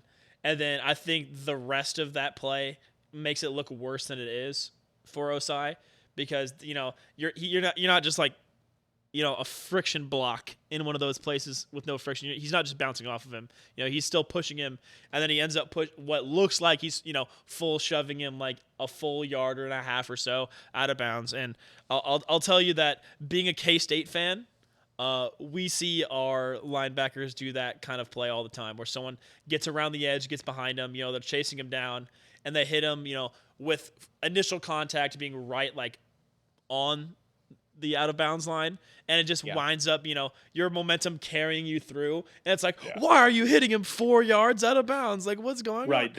It's the finish. They can't help but finish, and the finish is the late hit. Yeah. Yes. No, I hold absolutely no animus for Osai, and he played well all season. It's a shame it was capped by that, and that's all people focus on. But I think he'll just get better. And I think that was a narrative that I heard in the days after. There's he's had a great season, and he played well in that game up until that moment. Exactly. But people will remember him for that moment. The prime example is right now. Yeah. That's the kind of performance, with the exception of the penalty, that you have to do to be able to beat a team like San Francisco, for example. Yeah, absolutely. Now, speaking of teams that Cincinnati is going to beat, Truman and I have chosen, when you come back home to host the Buffalo Bills, that Cincinnati will be cementing themselves as the 1A or 1B of the AFC with a win over Buffalo. The 1B, but yes, I have them reasserting themselves. I agree as the 1B at this juncture of the season. But at this juncture of the season, I agree with that assessment. The Bills still have not learned from their hubris over the years, and they have not addressed any of their functional problems with their defense, and it will still be an absolute meat grinder. We might blow them out by 20 points. Well, and yeah, maybe. So then Cincinnati hosts Houston. I think we all know where this is going. Yep. Yes.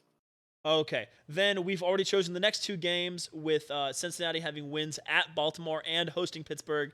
Then comes I think a sneaky tough game. Cincinnati goes on the road to Jacksonville. I'm actually going to take Jacksonville in this one, not because I really think that there's a huge talent difference, but once again, Logan, Cincinnati isn't going to go 15-2, so I need to choose some losses around here. Yes. I'm actually also going to pick Jacksonville here. I think it's one of those weird games where you're like, especially as a Chiefs fan, we're sitting there and we're sweating it, and it's just the weird stuff that's happened for the Chiefs to keep on hosting the AFC Championship game, where we're sweating this team. We're like, fuck, dude. They get to play Jacksonville, then Indy, then Minnesota, and and they get Pittsburgh and Cleveland, and then it's us, and it's like, dude, we need help. And then all of a sudden, they randomly lose a dumb game at Jacksonville, but against a good team. But it somehow it happens, and then the Chiefs get the 1 seed. So yeah, at Jacksonville, give me a Cincinnati loss. I don't disagree with any of that assessment. This is the game where my original bracket on the DBs really comes into play, because if they're close to the floor, the Bengals will get smoked in this game. Yeah, because, and the phrase I keep throwing around is top cores in the league. Jacksonville is a top 5 receiving core in the league to me.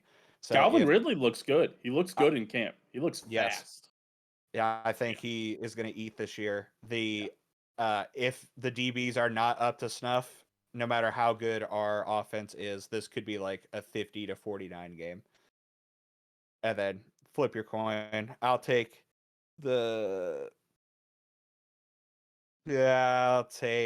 to win. Why not? All right.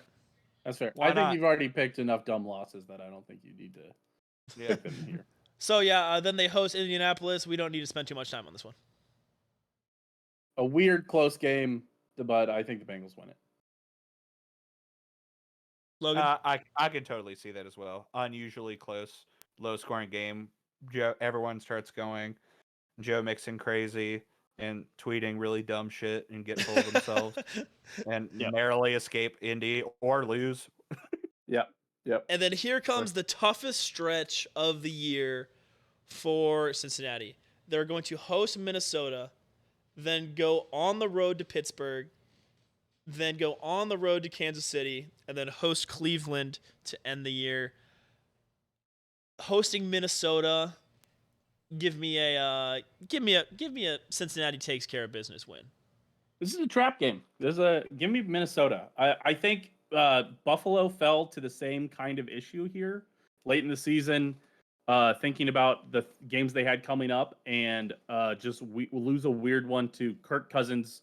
Especially after watching the quarterback show, I'm back in on Kirk Cousins enough to win a game like this. Great show. Yeah. Hannah and I are going to finish up our review on that soon. Nice. I have read the script. I'm sorry to let you know. Huge scoring game. Over is going to sail.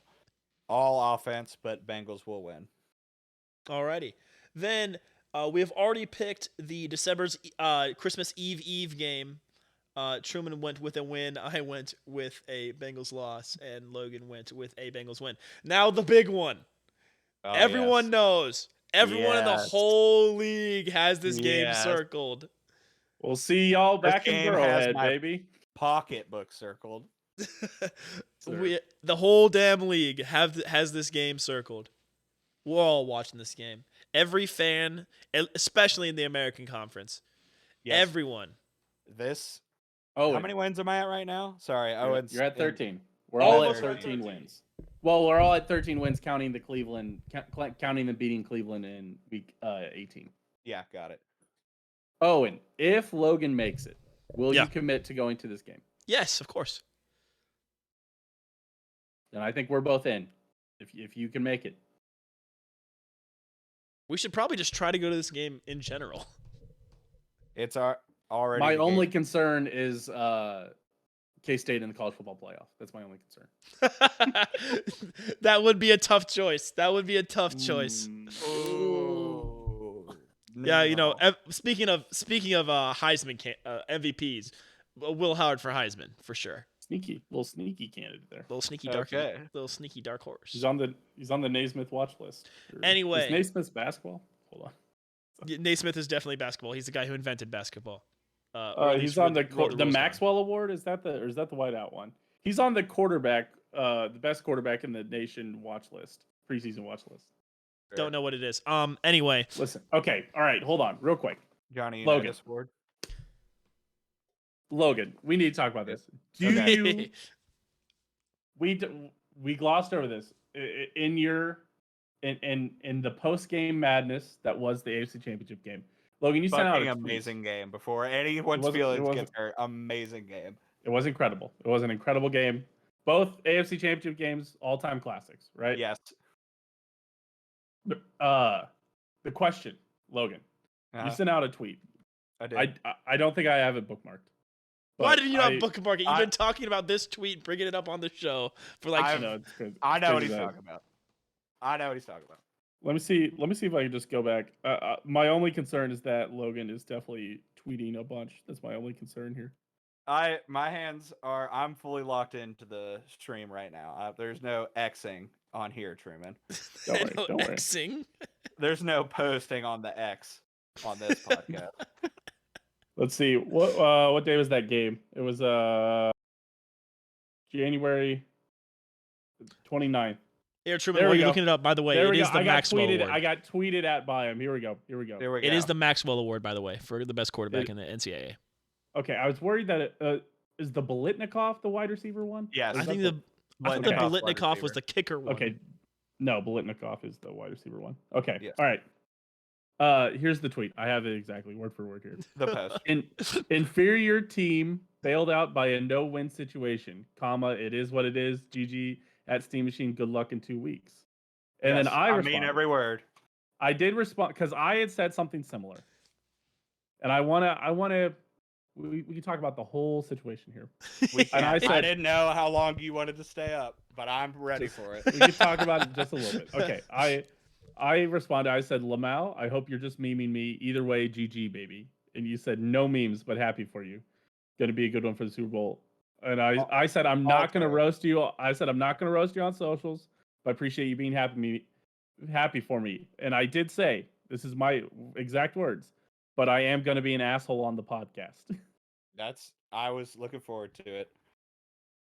So, do you actually believe the Bengals were the better team on that Yes. day? I do. If you recall, before the game happened, I picked the Bengals to win, and I picked whoever who won this game would lose in the Super Bowl. That's what I picked. I thought. Well, because you thought the Bengals were going to win, so that makes sense. You'd pick them to lose in the Super Bowl. I thought neither the Chiefs or the Bengals were better than either the Niners or the Eagles going into it. Before all the knowledge we had at that moment, that was my grade. As the game played out, bailed out. I stand by the language even now. Again, we already did the Joseph Asai thing. That's how it goes. That's football, baby. I'm not mad about it. That's just how it happened. No win situation in reference to Asai because everyone's mad at him. I was trying to put a little buffer for the Bengals people. He's already around them. You can either hit him late or he's going to keep going. There's no winning there. The Chiefs are going to win. Right. There's a no-win scenario there. Sure. So are we going to discuss how the Bengals never led in that game? Like they never had a lead. Are we going to discuss that portion of it? You're welcome to, yeah. Okay, so they were never ahead. They were never winning. Sure. So it just feels like it's a weird and not to mention not only were they never winning, the reason it was even 2020 there at the end of the game was because Mahomes had his weird just one of the weirdest turnovers I've ever. It's maybe the second worst turnover I've ever seen from Mahomes. Completely unforced error. Just fucking nothing. Just slipped that ball and just put it on the ground straight to was that Hubbard? Yes. Or Sam. Yeah. So and that gifted you guys back in the game because it was 2013. The Chiefs were driving. They were at midfield. Right. Underrated defense showed up again for a major the turnover. underrated defense. It feels the same as the Ravens game, right? Where Soul read the whole, being able to capitalize on opponents' mistakes and actually be able to execute it.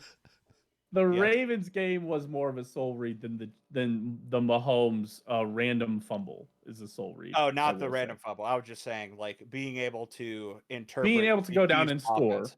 was nice. Yes, but I just would you agree the Chiefs' offense was below their normal standard during the game? You guys did all right in the red zone because I remember us going up like was it 6-0 at the beginning? Yeah, 6-0 at the beginning, 2 field goals, and then we went up. I think then it was 6-3, and then I think it was 13-3. I think that's how the scoring goes. I'll look it up to make sure that I'm not spreading misinformation on the internet. Even if it's not, I'm willing to accept it at the moment. Okay. That is everything you could ever hope for from a defense against this offense. That is the best anyone will ever do.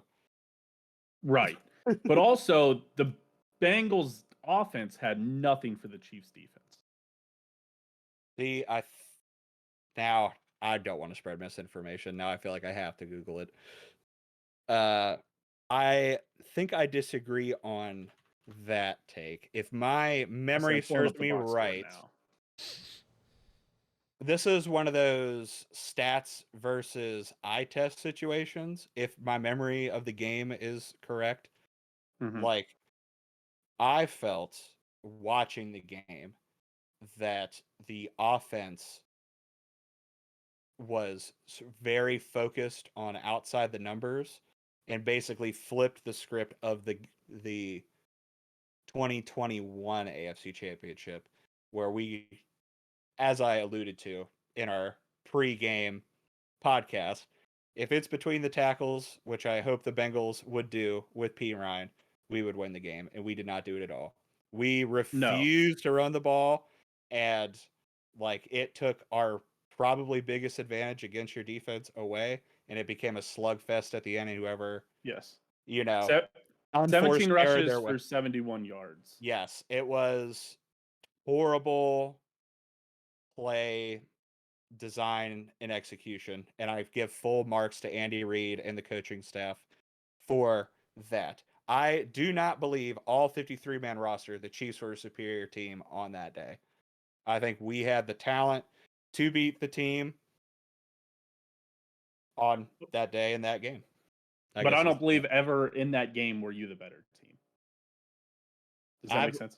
I believe we were the better team the whole way through. And that also goes into my preseason predictions code here. See, but that just doesn't. But that doesn't. How could you be the whole way through? You were never up. You were never in the lead. I'm not saying as a byproduct of like what materialized. Again,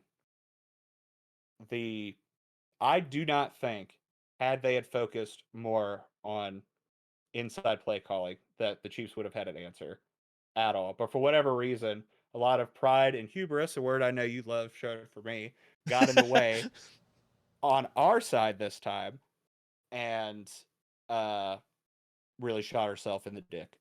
Well, And I think you guys were also behind the whole game, which hurts being able to run the ball effectively. You were never down huge where you should have sold out. We were never down to a point where we ever should have sold out to the passing game. Like, but what was also different about this game is the Chiefs actually got to Burrow. There had been a lot of talk about how the Chiefs had just never gotten to Burrow, and really for essentially no reason. Yes. It's just because the Chiefs' D-line always felt superior.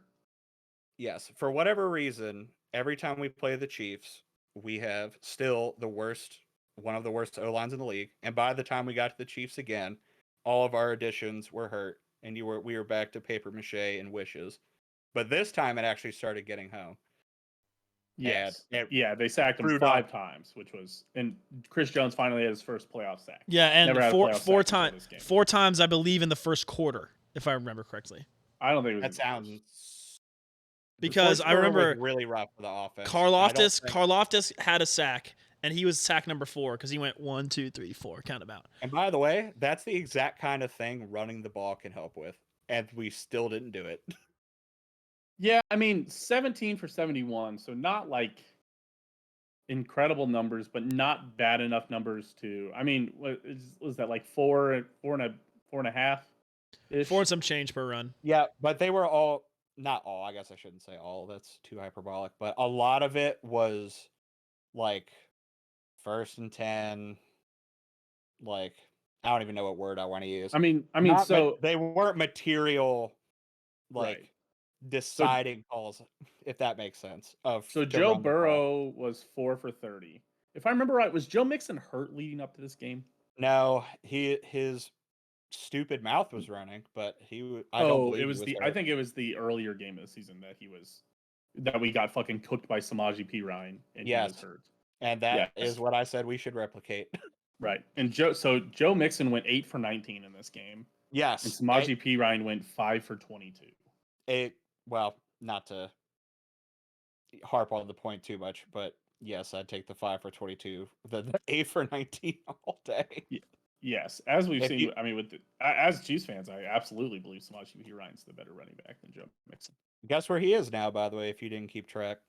I was wondering if he was still in Cincy, but we did not keep him, which made me super sad because we reworked Joe Mixon's contract, which made me even sadder because So where's Perine now? Denver Broncos. Oh, fuck me sideways, dude. Oh, I do not want to see Samaje Perine again. Twice. Believe it or not, all of these teams we talked about today, I have ins and outs for free agent and contract signing, and we just that is one of my notes here. Denver Broncos is where Samaje Perine ended up. Hayden Hurst is out, Von Bell's out, Eli Apple's out were the major losses for the Bengals. And that's been my feelings about. Sorry, can I interject one more thing? Yeah. Sorry, I'm looking at our draft board. I forgot that DB discussion we had earlier. Third Yes. round, we picked up Jordan Battle out of Alabama. So it'll also really depend on how quickly and how good he is. He was pretty good against K-State, so Yeah. Yes. The thing that I think we clickbaited a video earlier in the year for the podcast was I believe that everybody else in the AFC has gotten much worse, or has gotten worse. I believe the Chiefs have stayed the same or gotten a little, maybe a little worse, but not as. I don't feel like there's been as many losses as there has been in Buffalo or Cincy. That's fair. If that makes sense. Yeah, no. And also, I think you guys are about to learn bad news about Orlando Brown Jr. So, can I comment on that now? Yes, absolutely. So, listen, shit talk aside, serious moment. I fully understand, appreciate the criticism you levied when we signed him, all the bozo talk, all that we signed him for so much money. The thing that I learned last year about this Bengals offense, once it got its head out of its ass for the second half of the season, is when Joe Burrow is upright, he cooks and is in the ballpark of Patrick Mahomes for best quarterback in the league. So Orlando Brown, although he might be getting top billing and top paid, doesn't have to be an all-pro tackle. If he performs at the median of offensive line play, we're solid, even if we have to pay a premium for it. So that's the thing, Logan, is that Chiefs legitimately, I don't believe he's a median tackle. Is that where you're going, Owen? So yeah, well, the thing with Orlando Brown that Chiefs fans discovered last year is that for, I'd say, 7 out of 10 plays, he is a great O-lineman. But those 3 out of 10, when he's not great, he's like bottom 2. And he gets turned. He gets cooked. I mean, it's weird because he's really good at the snap count. So it seems like he always gets a jump earlier than everybody else.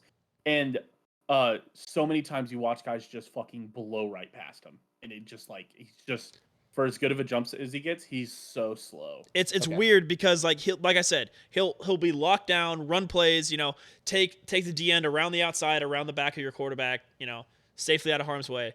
But then like just every once in a while, he'll just get destroyed and it'll break a whole play. Like it's such a weird contrast because we have interior guys like Joe Thuney. Joe Thuney never gets beat like that ever. Right. There's 3 great interior guys who really helped prop up Orlando Brown Jr. And I think, and I know your guys' O-line is okay, and I know you guys keep on making additions and you keep investing into it, but I just think like a lot of Cincy fans, a lot of the trolls on Twitter were like, "Oh, Kansas City's just mad that we took Orlando Brown." And I was like, it was a lot like I'm sure a lot of dumb people did say that. Right. It was a lot like the Eric Bieniemy stuff where you're kind of like, I'm kind of, like at least EB. We all want him to be a head coach, but at the same time, I was like, kind of like, I'm ready to see somebody else's offensive coordinator for just a little bit. And then it was kind of the same with Orlando Brown Jr. where Orlando Brown Jr. left, and I was like, I'm happy by this. I did not want to be the person who had to pay. Speaking of being happy, one of our teams is going to be happy on December 31st, folks. True. We've had 40. Happy for that. We've had 40 minutes, essentially, probably more like 25, dedicated to this one game. Truman, who's your champ of Week 17? I think it's Kansas City. I'm so shocked.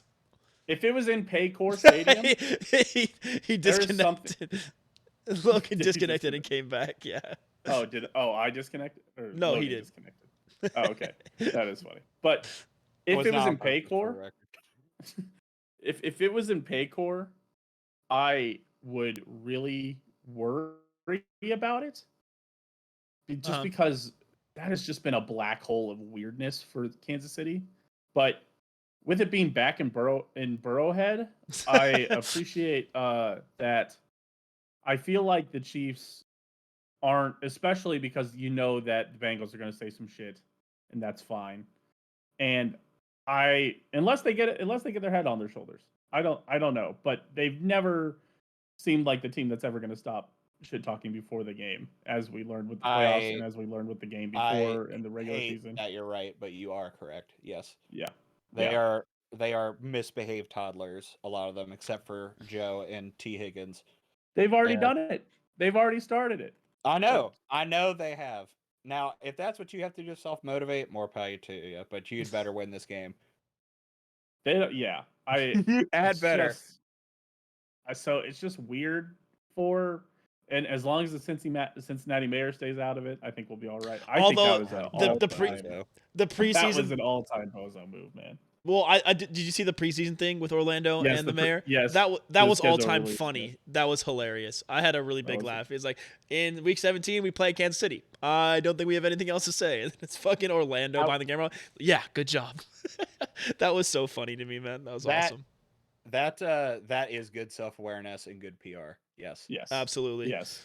But Logan, that being said, who you picking? I think that this will live up if the script is written exactly how I've picked, and we all know I just. You mean how you've read it, of course. Yes, how I've picked the wins and losses based on the script that I've read already. This will live up to the billing that the schedule makers envisioned it to be. It will probably be an all-time classic. It will probably have one of the exact same scores of one of the AFC Championship games, and will be an AFC Championship preview this year. And we're gonna ride the odds of 3-1 and take a dub again. I was gonna say, come on, folks. We cannot ignore that the Chiefs are 1-3, but I think as this rivalry grows, I think as that script goes for the rivalry, I think the Chiefs have to win this game to help that rivalry. That's a fair counterpoint, actually. I also have my counterpoint is actually due to our fandom. There is a 0% chance that any of us are picking anything other than our team to win this game. I mean, You knew in your heart of hearts I was picking this game. It's not like it's ridiculous for me to pick that. It's also not ridiculous at all for you to pick a Bengals. No wrong choice. No, it's going to be a great game. I really hope it is. Actually, here's my for real prediction, like I've done on a couple of the other ones. It will either be a complete classic, like I just said, and the Chiefs will win. No, sorry. The Bengals will win with a complete classic, or the DBs will not live up to the billing and we will get slaughtered. I'm living on the side of optimism that Jordan Battle is everything that he was slated to be. I hope our first round pick 2 years ago turns out to who he's supposed to be, and the DBs get it figured out, and we can have that classic. But those are the only two outcomes I could see. So either the Chiefs will save everything in their arsenal just to really put their pride on the line and run up the score on Cincy and really set a tone, or it'll be an all-time classic close game, maybe last second field goal. Logan, I think it's funny that you say that, because Chiefs fans actually, at least for me, I don't know if Truman thinks this way, I'm thinking the same thing, and I always think this for facing the Bills in the regular season as well as the Bengals in the regular season. Whenever I go into these games, I say, okay, close Chiefs win or we lose by 20. Because that's how these weird regular season games have gone. Well, now, the Chiefs had a Bills game. They played the Bills like that in Week 5 2 years ago, and it got destroyed. Just got destroyed, and it was like a rainy game, and it was that weird season where Mahomes would go into just be a shell of himself, and he did that in that game. And those two previous regular season games against Cincinnati, the first one you dismantled us. The second one was a closer game. Well, I have it backwards. Sorry. The first game was. They've all been like come down to the last minute drives. Heartbreaker, rip your heart out kind of drives where they just get like they're down at like the 10. The separation, I believe, is currently +6 to the Bengals for total aggregate over the +9, because it's been 3-point wins. It's been 4 3-point wins. So it's currently the point total is +9 to the Bengals. But I mean, +6. You're still doing the math wrong. No, because 1 and 3, because they've won by 3 times, and we've won by 3 once. Yep, 9 -3. Oh, hello. Hello, everyone. We're there. Yes, I am a chemist, not an engineer. That's my bad. Now, stoichiometry, balancing It's only because you equations. I talked got you. yourself out of it. I was like, you're right, and then you talked yourself into the wrong one. I was like, no. Now, we're chemists are only good with really large numbers. That's right, like 4 and 2. If I'm really lucky, like numbers like 16 and 32 are my best friends in chemistry. But that being said, we all knew how we were going to pick this. So, and then we've already picked the Cleveland game as a Bengals win. So that means that Truman and I have picked the Bengals at a strong 13 wins. Logan has picked the Bengals at 14 and the group at 14.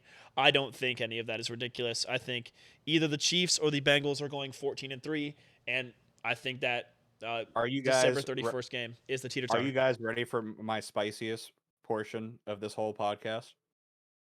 The top 5?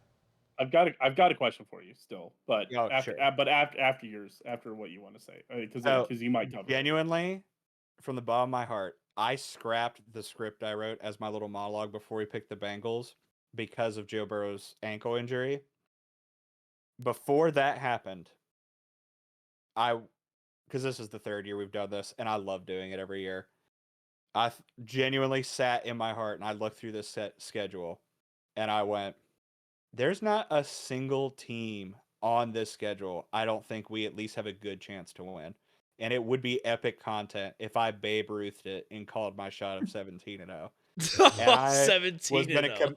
I was gonna commit to the bit, and I was gonna eat shit when it inevitably didn't happen. But just for the stream content, just so you guys could chop it up for TikTok and everything, or it comes true, and I'm on top of the whole world. And you're be legend.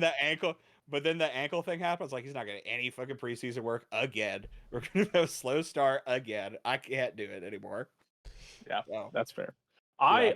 I mean, legitimately, I think I picked the Chiefs at like 15-2 last year or whatever. And then they wound And up I'll tell going you what, 14-3. and I think the schedule looks easier.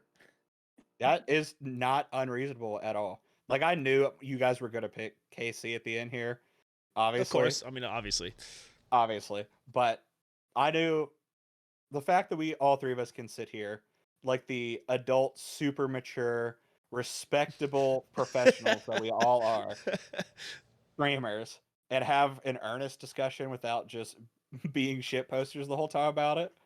Now, I will say, if I planes, trains, and automobile to Kansas City for New Year's Eve with my beautiful wife, because the way it looks now, we may have to Amtrak from DC there and then fly back like a whole thing to make it work, which would be. You could do the drive. The drive isn't terrible. We did the drive. It's 15 hours. We can't do the great. drive because we have to get back soon enough for Hannah to go to work, which is 6 a.m. January 2nd, because we're gonna burn all of her days and change from teaching for a honeymoon in October. Oh man! So she cannot be late. But if you leave at like 7 a.m. like we did on January 1st, which sucks. Let me rephrase this another way. My wife is not waking up at 7 a.m. for that drive to then go into work for screaming 4-year-olds. That is not on the table. That's fair. All right, okay. We're back. I've connected it. I mean, but yeah, Logan, Durant, what you're talking about. I mean, this is a discussion in between, in both of our opinions, the two best teams in the AFC, and two of the three, I think personally, only Super Bowl contenders. I think your real Super Bowl contenders this year, I don't think there's 4. Oh, by the way, the other offseason predictions I had for the Bengals that didn't materialize this year, and another reason I thought last year was our last shot, is our offensive coordinator would get another coaching job, and then we'd have to figure all that out all over again, and that didn't actually happen. So we're basically went back to the ATM at the casino and bought back in for all the money we lost against the Chiefs in the championship game, because the team basically is the exact same. The salary cap is still in a great situation at the moment, and like all the players superficially seem to be on board with the thought process that they can win it all. Yep. This year. Another notable addition, Irv Smith Jr., big ceiling floor from Minnesota.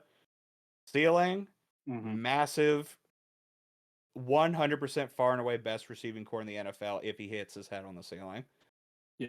Bottom, he is big. He could help block, again, help out the line. I don't know how they'll use him, but people have forgotten that we picked him up as well. I did forget. Can you imagine, though, if you come to this game and it's I get blown out by ridiculous? 30? No, well, yes. Could you? I can imagine that. I can imagine that, and I would. Oh yeah, I'm thinking about it right now. I'm going to be thinking about it when we hop off here for just a bit. Truman, if that again, I said that's a very realistic outcome, depending on how this DB situation turns out. Right. Yeah. When we're coming back to your house after that game, I'm not looking at you. I am headphones on, full audio block, in my own world, getting laughed at by Chiefs fans left and right in my Burrow jersey, and I don't want to hear anything. We'll even take you like, we'll go down to like Power and Light. We'll take you down to like Westport or Power and Light and have you walk around in your Bengals jersey too. Logan's got his headphones on. I still see your shadows in my room. Where are you? Yeah.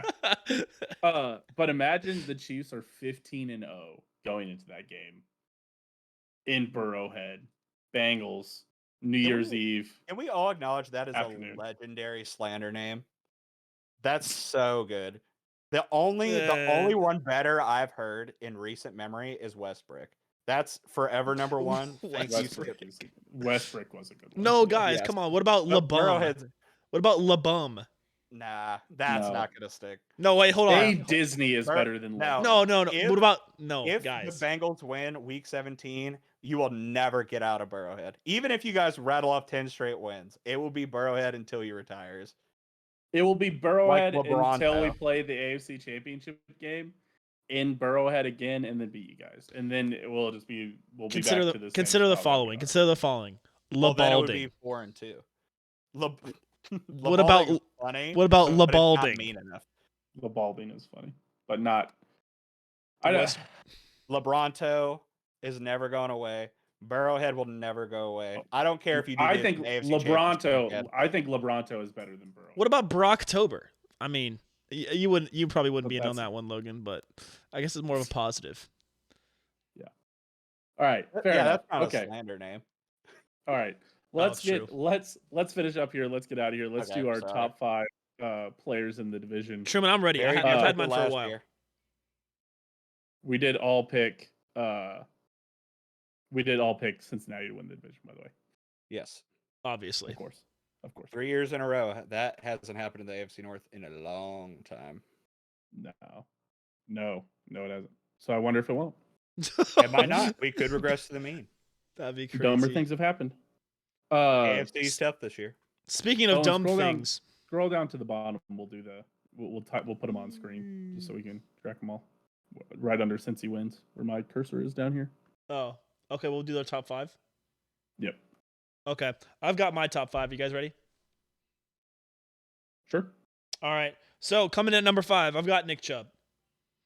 He's still electric. Still the only running back to get paid in that division.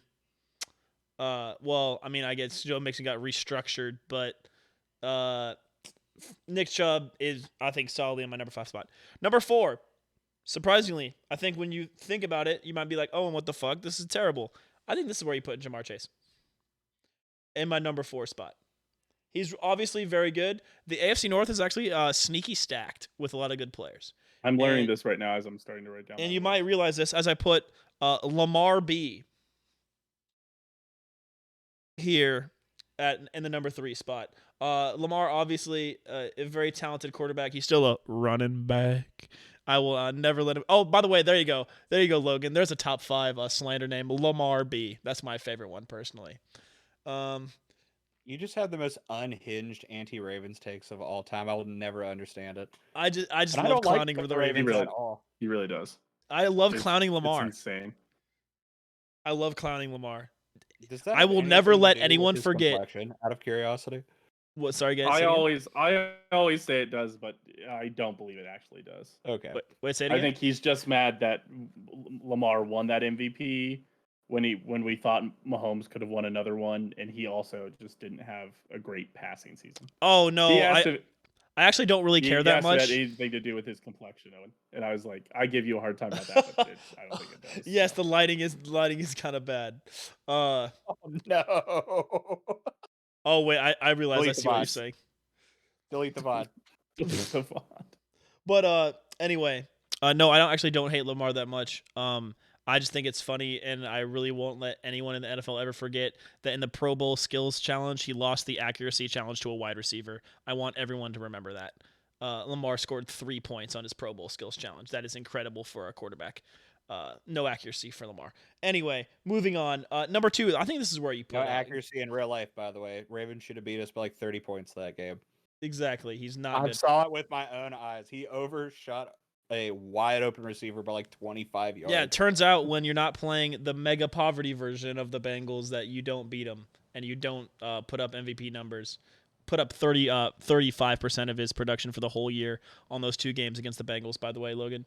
Just so we're clear on that fraud. Oh, MVP you don't have season. to tell me. I watched that highlight reel a lot. I watched it happen in real time, actually. Anyway, TJ Watt, I think this is where you put him in the list of the top players of the AFC North. When healthy, Watt is arguably number 1, but I think we all know who's the best player in the division, and that would be Joe Burrow. So we got at 5, Nick Chubb. Number 4, Jamar Chase. Number 3, Lamar B. Number 2, TJ Watt. And number 1, Joe Burrow. Owen forgot somebody. Uh-oh. Who did I forget? Uh-oh. Well, we can go through my list now. Okay. I am also I will tell you, I am floored about how good this division is. Yes. Individual player wise. This has been like the one where I was like, wait, is he one? And I was like, it could be this guy could be one. Wait, that guy could be one. Anybody? So okay, so I've got 4 honorable mentions here that I'm gonna talk through. Boo! I know. Quick honorable mentions. OBJ. I'll give an honorable mention to OBJ. Sure. He's important to the culture of the NFL, but I don't think he's ever. But he just can't stay healthy. If he stays healthy, though, he could be a top 6 player in this division. Top 6 wide receiver for sure. Yeah. Before he got hurt. Yeah. Yes, he did. He's the reason they won that Super Bowl. He should have won Super Bowl MVP, but he got hurt. I couldn't agree more. He was on his way to winning one for sure. Number 3, another honorable mention, Mark Andrews, best tight end in the division, very solid. Number 2, yeah, 2 more honorable mentions. Nick Chubb, he didn't even make it in my top 5. He was very close, but after I ran all the math, I was like, he's the one that's got to go. And last honorable mention is Minka Fitzpatrick, probably the biggest regret I have as a Chiefs fan is not getting Minka Fitzpatrick when he was on the trade block. The Chiefs were in it, and he ended up in Pittsburgh, and I will always remember that. And he's just been so good. So yeah. So there's my honorable mention. All right, number 5. This is where I'm gonna put Jamar Chase, Owen. Okay, That's not terrible. It's not terrible, but it's just the quality. Listen, he's the best wide receiver. He's a top 3 to he's top 5 for sure, and I think he's top 3 wide out in the league. I think Justin Jefferson's the best, and then I think you could put Tyreek Hill or Jamar Chase, however you want to put them, and then, but also I think you can make an argument for DeAndre Hopkins being up there or Cooper Kupp if he comes back healthy. You know, all sorts of stuff. So Jamar Chase, number 5. Number 4. This is where I'm going to put TJ Watt. I think TJ Watt is very good. Did he win Defensive Player of the Year last year? No, Nick Bosa won. Nick Bosa won. That's right. I think JJ Watt was tweeting about it. But he did break the sack record, TJ Watt did? Yes. Or he tied it? Yeah, either tied or broke. Yeah. Now that I remember, JJ Watt was tweeting about that, how his brother didn't win, but broke records. I think that was 2 years ago. And then this is where, and maybe this is controversial, but I have who I believe to be the better defender in this conference, Myles Garrett.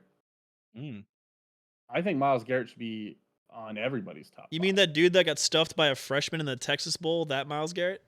Yes, I do mean that Myles Garrett when he was in college. Yes, but I think he's just been a stud since he's been there. And I think he's consistently an animal. And I'm gonna put Myles Garrett above T.J. Watt personally, but he's in my number 3 slot. Number 2 slot. This is where I have Lamar Jackson. If Lamar Jackson's healthy, I think he's a lot like Tyreek Hill, where nobody can do what he does, but he can do a lot of what other people do. And I think he could certainly be good enough. I think he could be good enough to be the top player if he stays healthy again. But for right now, Joe Burrow has absolutely ascended to being in the top, being the number 2 best quarterback in the league. Yeah, I think he's in a lot of people's minds. I think he's past Josh Allen firmly right now. I think that could change in a year, but I think he's firmly number 2, and so I put Joe Burrow as my number 1 player in the AFC North. So yeah, I did forget about Miles, but I think with TJ Watt's production over the last 2 years, I would still take TJ over Miles. right, it's not TJ over Miles per se. It was me taking Myles Garrett over Nick Chubb. Is really what it came down to. Okay. So top 5: Jamar Chase, TJ Watt, Myles Garrett, Lamar Jackson, Joe Burrow. There you go. Which brings us to Logan. Okay, this is going to be interesting then. Oh. I will not do the honorable mentions so we can go to bed. I'm sure you guys want to. Number 5 is going to be Myles Garrett. Okay. Absolute definition of a number 1 overall pick is everything you want to. Yes. I was subbing him or Watt out in this spot, and then I actually sold myself on Garrett at the last minute. I have watched teams run scheme Watt out of games before. If you commit to stopping him, you can. You cannot stop Aaron Donald or Myles Garrett in its entirety because they both are so good against the run in their own respects. Yeah, I don't think it's ridiculous. Number 4, Lamar Jackson. Lamar is a super unique talent. That's already been said 3 times, so I won't go into it. I watched him airmail some routes on Sunday Night Football last year in person that would have had the Ravens win easily by 4 touchdowns that game because the Bengals offense was terrible. But because he is so, I don't want to use the word good, he's truly elite at what he does really well. The defense can never take his eyes off him, so he either has 1 or 2 spies, and the defense has to hug up on him. So when he is sailing those balls 30 yards over receivers, those receivers don't have a DB within 10 yards at most because the way the defenses have to be called against Lamar when he's fully healthy. So when his low accuracy hits, just like a fissure move in Pokemon, it really, really hits, which is why they banked on all these wide receivers they got for even more separation. Yep. And his ceiling is the roof. He very well could lead. I think he is a good enough quarterback to lead the Ravens to a Super Bowl if it all finally comes together and they finally get rid of their wait staff that hurts their entire team every year and was dead last in the players ranking. F minus. Number 3, I have Nick Chubb. I think he is the best running back in the league. Yep. Bar none. Yep. I actually don't think it's close. He does everything.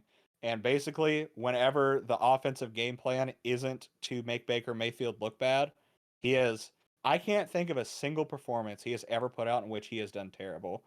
Now, they've been below average by his own standards, but all 32 teams in the league would love Chubb on his worst game. Yep. Yes, Number 2, T. Higgins. I was wondering if you were going to do it. I was wondering. T. Higgins. Mm-hmm. I saw every year T. Higgins has been on the Bengals, he has gotten better. Yep. Every year he's gotten better, which I didn't think was possible off our Super Bowl appearance. And he was even better last year. Now, the stats might not look like that, but if you know ball, you know it. Just watch him perform this year. He's a fucking maestro out there, and he's a joy for all of us to watch. And the reason he's a joy for all of us to watch is because Joe Burrow is going to throw him 11 touchdowns or more this year at the top, because at best, or at worst, he's going to be 2 shell coverage.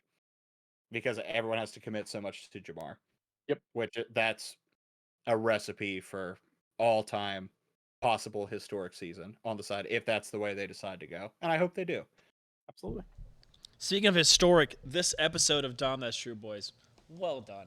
Well done. In-depth analysis, squashed some beef, might have created a little bit more. That's what we like to see. That's what we like to see. Hey, we beef. A lot of beef on this podcast right now. That's right, a whole lot of beef. All right, everyone, thanks for stopping by. But first, one more thing to say thank you to is our patrons. There's 5 of them. I love them all. It's Joe, Aaron, Skylar, Meltbox, and Dylan. Thank you all for your continued support. If you'd like to support us, it is patreon.com/open disaster. If you want to follow us on Twitter, twitter.com at disaster open. If you'd like to follow Truman, at Steam Machine on X. If you'd like to follow me on X, it's Owen Gosh Dammit. If you'd like to follow Logan on X and see more of his nice Bengals takes, it's West VA Ninja. If you want to follow him on Twitch, it's Hannah Learns to Read. If you'd like to follow me on Twitch, it's Domination7. If you'd like to follow Truman on Twitch, it's The Steam Machine. Truman also features another podcast, Two Fat Guys in a Dream, the #2 health and fitness podcast in Burkina Faso. Another podcast we do immediately preceding this is Grub Buds, where we break down some fantastic new food items and discuss weird news. But that's going to be all for us today, folks. Thank you guys all for sticking it out. Full plug. God damn. Listen, dude, I've been practicing, son. I've been practicing this stuff. So, but once again, everyone, thank you all for joining in. We really appreciate you guys hanging out for this extra long episode. But as you well know, the longer episodes are always the good ones. But we're going to catch you next time. Peace.